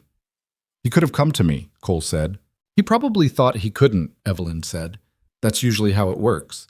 The pressure makes people feel like they're out of options before they've actually run out. Cole looked at the ridge, at the fence line that Arthur Keene had now confirmed and documented, the boundary that was solid in a way it hadn't been before any of this started. Silver Ridge is still here, he said. That's something. That's a lot, Evelyn said. He looked at her then, with the direct, unhurried attention he brought to things that mattered. She looked back at him without flinching from it, which was characteristic of her and which he had, over the past weeks, come to rely on in a way he hadn't expected. You could have been on the road, he said. After Barton Springs. After the handoff. You had what you needed done. You could have kept going. I know, she said. Why didn't you? She thought about it honestly, which was her way. Because there was still something here worth staying for, she said. And then, after a pause that made it clear she meant more than just the case and the investigation and the evidence. And because running gets easier every time you do it, and at some point you have to decide that something is worth the difficulty of staying. Cole looked back at the ridge. The afternoon light was doing something particular to the high country, the way it did in late autumn, low and angled, making everything look more precisely itself than it did in summer. The fence posts Keene had set threw long shadows across the pasture. You have somewhere to be? He said. After this is settled? Not particularly, she said. He nodded slowly. He was not, as a rule, a man who said things out loud that could reasonably be understood without being said. He'd lived a long time operating on the assumption that what was obvious didn't need stating, but he was also a man who had spent the past month being systematically educated in the costs of things going unsaid, and some part of that had apparently shifted something in the way he calculated what was worth the risk of saying. Silver Ridge could use someone who knows how to run it, he said, not looking at her, looking at the fence line. Properly. Long term. Evelyn was quiet for a moment beside him. He could feel her attention on his profile, the way you can feel a person looking at you even when you're not looking back. Is that a job offer? She said. It's whatever you want it to be, he said, which, for Cole Remington, was approximately as direct as he got. She was quiet for another moment. Then she looked back out at the ridge, the same view he was looking at. I'll think about it, she said. It was not yes, but it was not no. And he was experienced enough with both to know the difference. He let it sit in the cold air between them without pushing on it, and after a while she shivered once. Not from the cold exactly, but from the particular release of tension that comes when something you've been carrying for a long time has finally, fully been set down. And he looked at her with the sideways attention he used for things he didn't want to make too large. They stood at the fence line for a while longer before they walked back toward the main house, and the smoke from the kitchen chimney was visible from a long way off, solid and ordinary against the autumn sky. The week after the arrests had a strange, deflated quality that nobody on Silver Ridge quite knew what to do with. It was not celebration exactly. Celebration implied a clean ending, and what they had instead was the beginning of a long legal process that would grind through courts and federal offices for months, possibly years. It was not relief entirely, because relief required a certainty that things were finished, and the people who'd lived through the past month had learned the hard way that certainty was not a thing you assumed. It was something more like the feeling after a bad storm passes and you walk outside to see what's left. Grateful, sobered, already starting the accounting of what needs rebuilding. Cole spent the first 3 days after Aldis's departure doing the ordinary work of a man who has let his regular operations slide for several weeks while dealing with an emergency. He rode the full perimeter of Silver Ridge for the first time in a month. He checked the cattle counts against the October numbers. He visited Arthur Keene in Caldwell to confirm the final boundary documentation had been formally registered, and to thank him, properly, over coffee, in the way that decent people thank each other when the thing that's been done matters. Keene received it with the slight gruffness of a man who didn't love being thanked, but understood its necessity. Just make sure the fence posts stay in the ground this time, he said. They will, Cole said.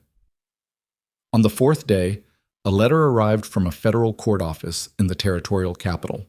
Cole read it at the kitchen table and then passed it to Evelyn without comment. It was a formal notification that the court was initiating proceedings to review land titles in cases where Western Meridian Land and Development had been party to the acquisition in light of the fraud investigation.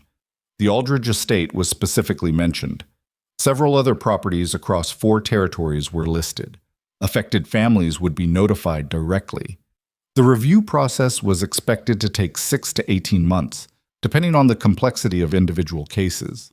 Evelyn read it twice, Then she set it down on the table and looked at it for a moment, at the official language and the list of properties and the names of families she'd never met, but had been carrying in some abstract way for 2 years, the weight of what had happened to them sitting in her chest like a stone she'd gotten used to. "It's not enough," she said. "For some of them." "No," Cole said. "The ones who sold under pressure, technically legal sales. They'll go through a civil process that takes years and costs money they probably don't have, and maybe they get something back and maybe they don't." "I know." She looked up at him. "That bothers you." "Of course it bothers me," he said. It was the most direct statement of feeling she'd heard from him, delivered in the flat, honest way he delivered most things. The system that's supposed to fix this is the same system that let it happen for 10 years. I'm glad the investigation is happening. I'm glad Mercer and his people are looking at criminal charges. But you're right that it's not enough for everyone, and there's no clean answer to that. Evelyn looked at the letter again. She thought about something Aldous had said. It's not complete justice. It's the justice that's available.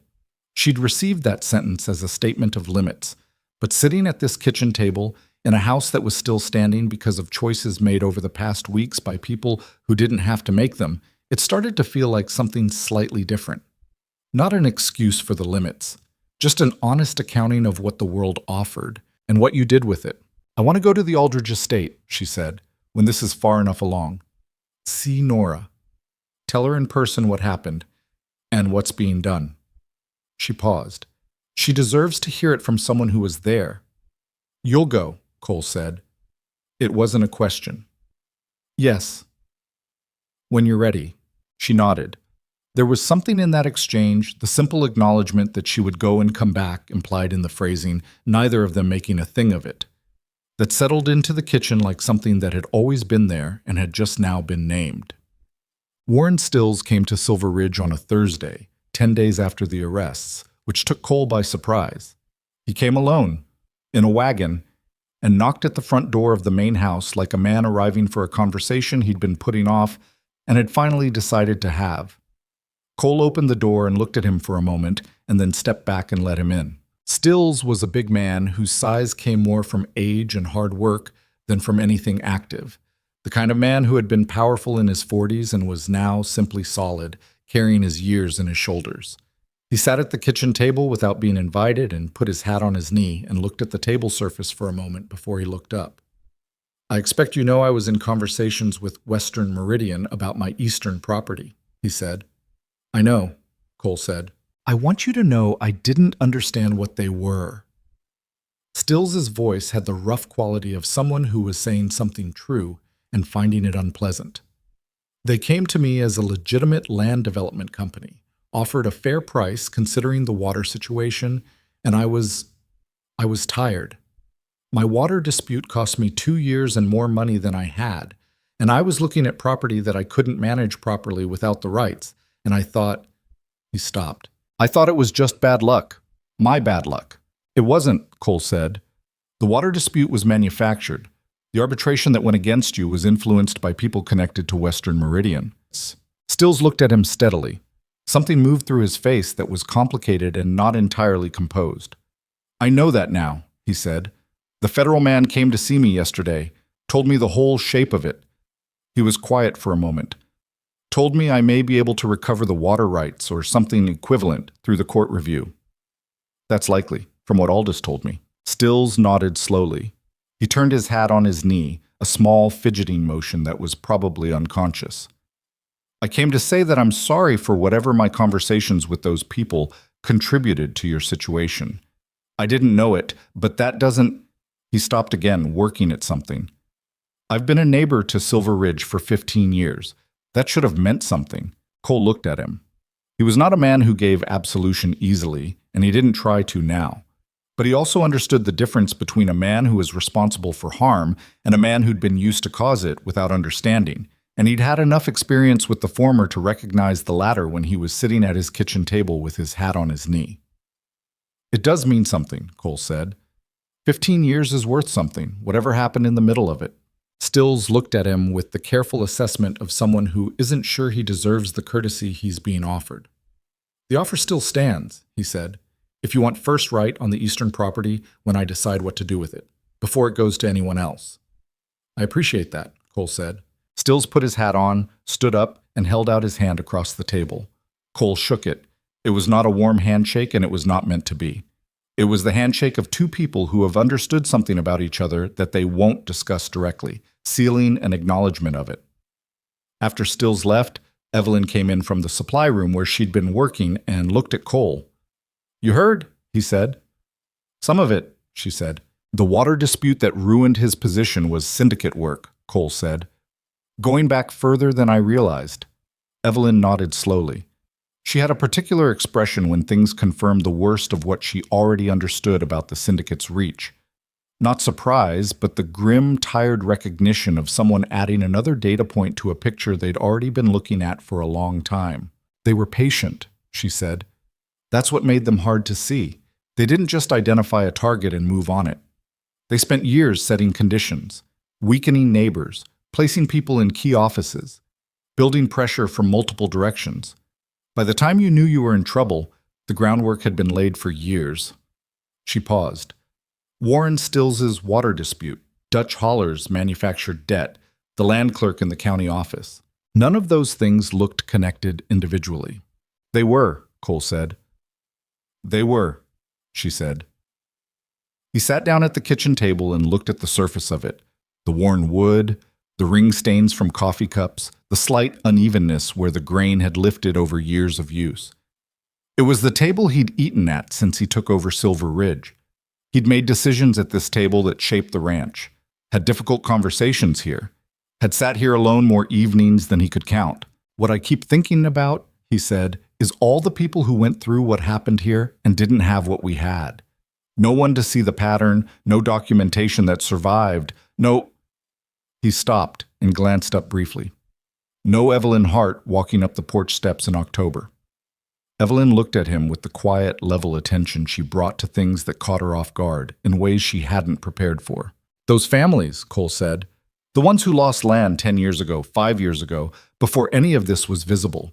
They just thought they'd had bad luck, or made bad decisions, or that the frontier was harder than they'd accounted for." He paused. "Some of them probably blamed themselves." "Some of them did," Evelyn said quietly. "I know at least 2 families from the territories in the documentation who sold at a loss and moved on because they believed the debt was real and the legal trouble was their own fault." She stopped. "I've thought about them a lot. Do they know now? What actually happened to them?" "They will. Aldous said the notifications go out as the case develops." She paused. "What they do with that information, whether it helps or whether knowing the truth about how you lost something just makes the loss worse, I genuinely don't know. I hope it helps. I think it might for some of them, and for others it might just be additional weight." Cole was quiet for a moment. Outside, the afternoon was moving toward evening, the light going amber and long across the pasture the way it did in November. The burned shell of the eastern equipment shed was visible from the kitchen window. They hadn't cleared it yet, the debris still sitting in a rough collapsed rectangle that Cole had been leaving, without fully understanding why, since the morning after the fire. "I'm going to clear that shed next week," he said. "Build it back properly. Bigger than it was." "Good," Evelyn said. "Agnes says the kitchen needs new shelving," he said. "The south wall. She's been saying it for 2 years, and I've been saying I'll get to it." "Also good," Evelyn said. He looked at her. There was something almost comfortable about the exchange. The ordinary domestic inventory of a place that was intending to continue, the small repairs and rebuildings that followed a period of damage and uncertainty.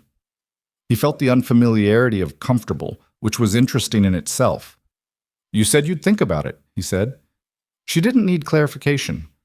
"I know. It's been 10 days. I know that too." He waited. She looked out the window at the pasture, at the amber light on the grass and the timberline in the distance and the ridge she'd ridden over in the dark twice in one night, carrying everything that mattered. She thought about the question he'd asked her at the fence line. Why didn't you keep going? And the answer she'd given, because something was worth the difficulty of staying. She thought about what it meant to say that, and then leave anyway. She thought about the road east, which had been the shape of her life for 5 years. The always next place, the necessary movement, The discipline of not allowing herself to need anything that couldn't fit in a saddlebag. It had kept her intact through things that might otherwise have broken her. It had also cost something she was only now, sitting in this kitchen, beginning to fully understand the size of. "I've been running for 5 years," she said. Not defensively, just honestly. "I got good at it. It's easier to be good at something than to decide you don't need to do it anymore." "I know about that," Cole said. It was a short sentence that acknowledged something significant without making it dramatic, which was very much his way. "I'm not easy to live alongside," she said. "I'm opinionated about how operations should be run, and I'm not good at deferring when I think I'm right. And I have a habit of working late and forgetting to eat, and I can go 3 days without saying anything interesting to anyone because I get into the work." Cole looked at her with the slight crinkle around his eyes that was his equivalent of a smile. "I noticed all of those things," he said. And Silver Ridge has been running better in the past 6 weeks than it has in the past 2 years, he said. "The accounts are clean, the supplies are organized, the staff situation is the most stable it's been since Dutch left.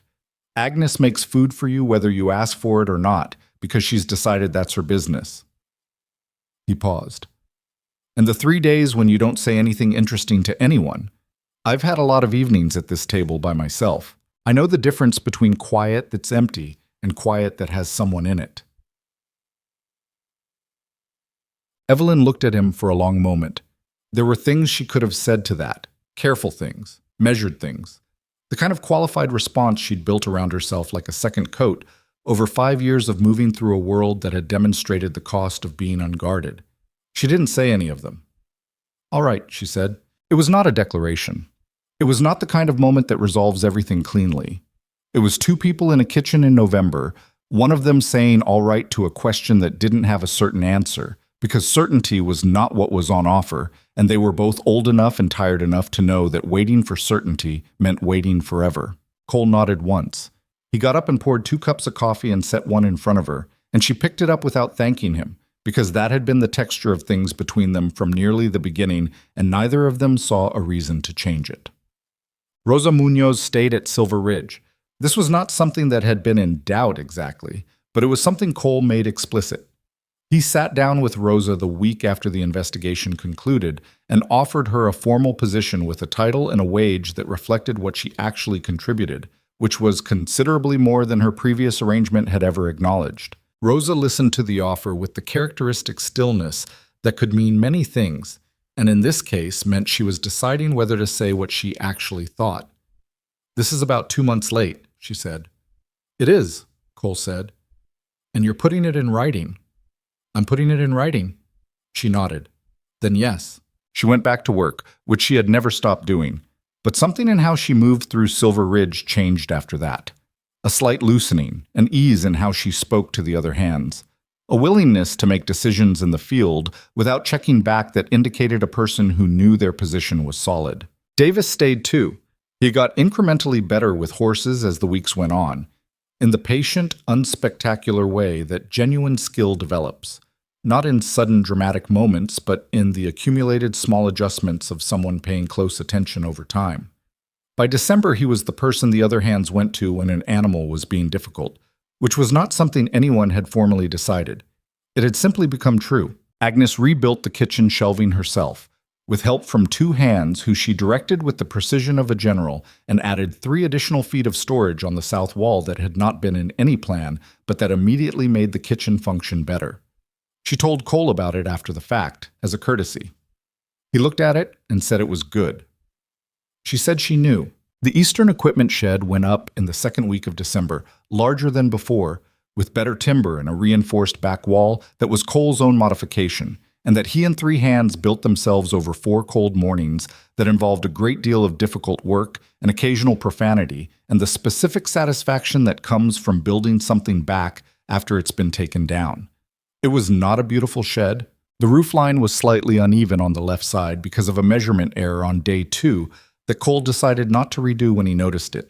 He left it as it was. Imperfect in standing was better than perfect and delayed, which was a thing he'd always believed but had perhaps understood more fully than before.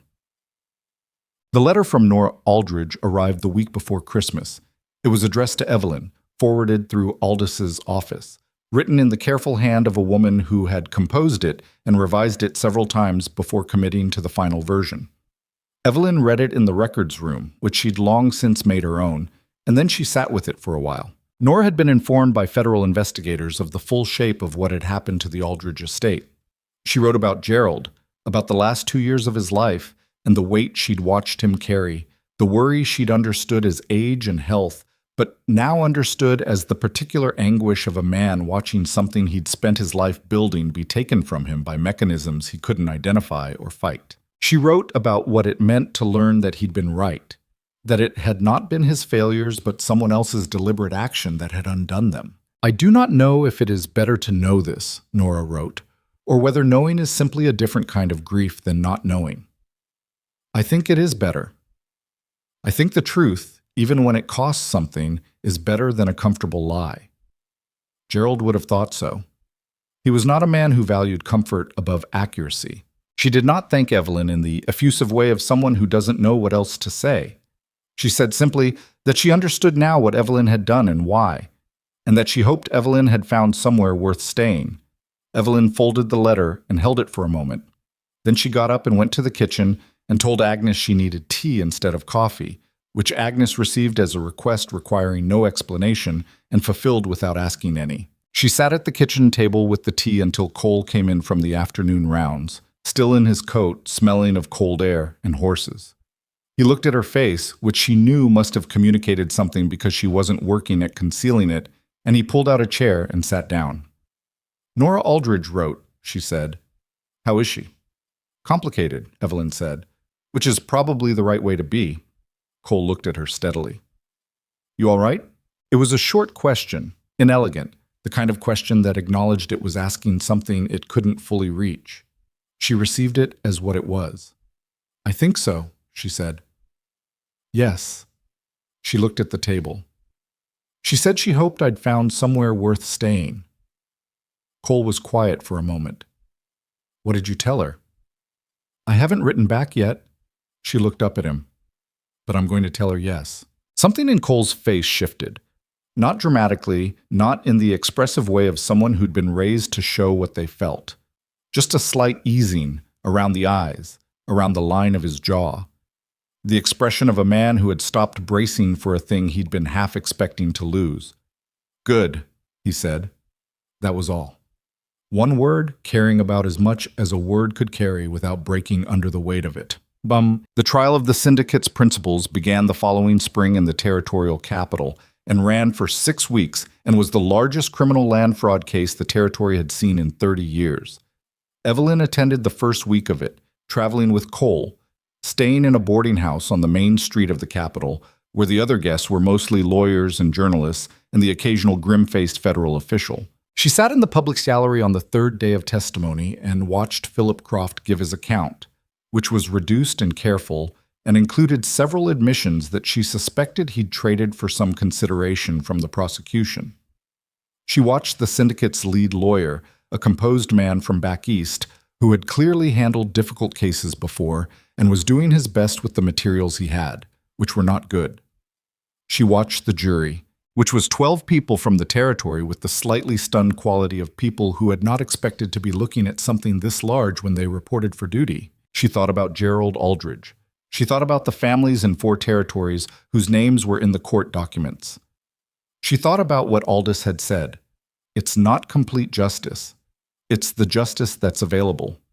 It still felt like a statement of limits, and she still found the limits uncomfortable. But watching the proceedings, the formal, imperfect, grinding machinery of accountability working its way through a case that had been denied for years, she felt something she hadn't quite felt before. Not satisfaction exactly. Something more like the recognition that the thing she'd been carrying for 2 years had been worth carrying, that it had mattered, that the weight hadn't been delusional. Cole sat beside her in the gallery and read the full day's testimony with the focused attention he brought to things he was trying to understand completely. And when they left at the end of the day and walked back through the capital's streets in the spring light, he said, "How are you doing with all of this?" She thought about it honestly. "Better than I expected," she said. "I thought it would feel more like an ending." "What does it feel like?" She considered. Like something that's been out of place getting put back where it belongs, she said. Not perfect, not where it was before, but in the right place. Cole walked beside her in the way he had. Not close, not distant, but present, which was the thing she'd come to understand was his characteristic mode of being alongside a person, present and not demanding anything of the presence. That's most of what we get, he said. Right place, not perfect. I know, she said. I've been learning to be all right with that. He looked at her sideways, briefly. Are you? Getting there, she said. The spring that followed was, by the ordinary measures of a cattle ranch, a good one. The southern herd came through winter in better shape than the previous year. The feed quality corrected, the supply chain reliable, the kind of straightforward outcome that follows when the basic operations of a place are being managed with attention and care. Cole rode the perimeter in April, and the land looked the way land looks when no one is working against it. Just what it is, ground and grass and sky, with the particular beauty of a place that has weathered something and is still standing. He didn't ride it alone anymore, as a general rule. This was a change he hadn't consciously decided on. It had simply become the case that Evelyn often rode out with him, and that the boundary surveys were things they did together, and that the accounting work that used to pile up on the kitchen table because Cole hated doing it and kept postponing it, now happened on a regular schedule in the records room because someone had built a system for it. He didn't think about being alone the way he used to. This was also a thing he noticed without making much of. Rose's official title was Ranch Operations Coordinator, which was a title they'd invented because no existing title covered what she actually did. She had, by the following spring, become the person most of the younger hands came to first, before Cole, before Evelyn, with operational questions or personal concerns or the ordinary difficulties of working life. She handled all of it with the same direct, unsparing patience, and occasionally Cole would observe one of these exchanges from across the yard and feel something that might have been the satisfaction of watching a thing function the way it was supposed to. The eastern property, Warren Stills's land, came onto the market formally in July, when the water rights review concluded in Still's partial favor, and he found himself in a position to make the property viable again if he chose, or to sell it on terms that reflected its actual value rather than the depressed value the syndicate had manufactured. He came to Cole first, as he'd said he would. The negotiation took 2 days and involved 2 separate sessions at the Silver Ridge kitchen table and one conversation that had raised voices for about 4 minutes before both men took a breath and came back to the numbers. They reached an agreement that wasn't everything Stills wanted and wasn't everything Cole had offered, and was therefore probably accurate, which was the definition of a reasonable deal between neighbors who intended to go on being neighbors. Clara Foss received a letter from the federal court office acknowledging her role in preserving evidence and her cooperation with the investigation. It came with a formal letter of thanks and a small monetary acknowledgement that Clara told Evelyn she was going to put toward a new roof on the farmhouse, because that was what she'd been needing to spend money on, and she saw no reason to be sentimental about it. Evelyn visited her in August, riding out to the homestead with a parcel of goods from Agnes and an afternoon to spend. They sat on Clara's porch and drank bitter coffee and talked about the investigation and Nora Aldridge and the federal trial's outcome, which had resulted in criminal convictions for 7 of the syndicate's principals, including Mercer, with sentences that were substantial enough to constitute genuine consequence and insufficient to constitute genuine equivalence with what had been done. Both women understood that gap and said so to each other and then sat with it and then moved on to other things, because that was what you did. Before Evelyn left, Clara said, "You've stopped running." It was not a question. "Yes," Evelyn said. "Looks good on you," Clara said. Tired looked bad. Evelyn rode back to Silver Ridge in the late afternoon, through the country she'd first crossed in a traveling coat with a battered bag and a very long road behind her. The light was doing what it did in August, heavy and golden, the kind of light that makes even ordinary country look like somewhere worth stopping. She'd been in this part of the territory long enough now that she recognized specific trees, specific creek bends, specific fence lines. The landmarks of a familiar place were different from the landmarks of a traveled road, and she knew the difference in her body before she'd fully processed it in her mind. Silver Ridge came into view on the ridge as she came around the last curve of the approach road, the main house visible against the evening sky, the stable and barns below it, The light's already on in the kitchen because Agnes started dinner early when Evelyn was expected back. The Eastern equipment shed stood solid and slightly unlevel on the left side of the yard, which she'd long since stopped noticing as a flaw and had started thinking of as characteristic, which was probably what happened to most things over time. She rode into the stable yard and unsaddled her horse with the easy competence of someone who has done a thing enough times that the body handles it while the mind is elsewhere. She was thinking about Nora Aldridge's letter. I hope you found somewhere worth staying, and about the answer she'd sent, which she'd kept simple because that was what the moment required. I have, she'd written. It took me longer than it should have, and it was harder than I expected, but I have. Cole came out of the main house as she was leading the horse to the stall, the way he often did when he heard her ride in. Not to help. She didn't need help, but in the way that people come to the door when someone they're accustomed to comes home. The automatic, unconsidered response of a person whose habits have reorganized themselves around another person's presence without requiring a decision about it. How was Clara? He said. Practical, Evelyn said. New roof. Good use of it, he said. She latched the stall and they walked back toward the main house together in the August evening, the air warm and still, the last light going pink on the ridge above them. Somewhere in the south pasture, cattle moved through the early dusk in the unhurried way of animals on ground they know. The kitchen light was warm in the window. There were things that hadn't been fixed.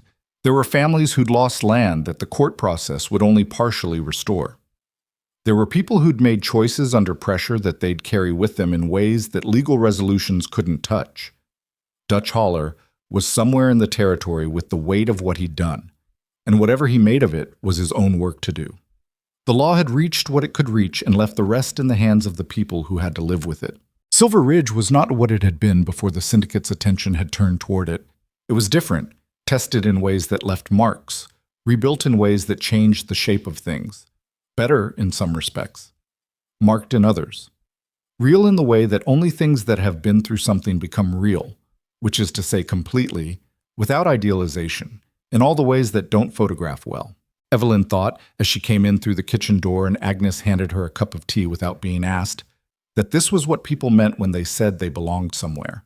Not the absence of difficulty, not the guarantee of stability, just the specific weight of a place you've stayed in long enough that it stayed in you. The fence lines you can ride from memory, the kitchen that smells like coffee in the morning, the man who comes to the stable door not to help, but because that's what people do when someone they've gotten used to comes back. She sat down at the kitchen table. Cole sat across from her. Agnes said dinner would be another 20 minutes and then told them both something about the rooster that had been causing trouble near the equipment barn, which led to a conversation about the equipment barn in general, which led to a debate about the left side of the roofline that Cole said was fine, and Evelyn said was visibly uneven, and Agnes said she had no opinion on but clearly did. It was ordinary. It was imperfect. It was the texture of a life that had chosen to stay in one place and take on the weight that came with that choice. Outside, the last of the August light left the ridge, and Silver Ridge settled into its nighttime sounds.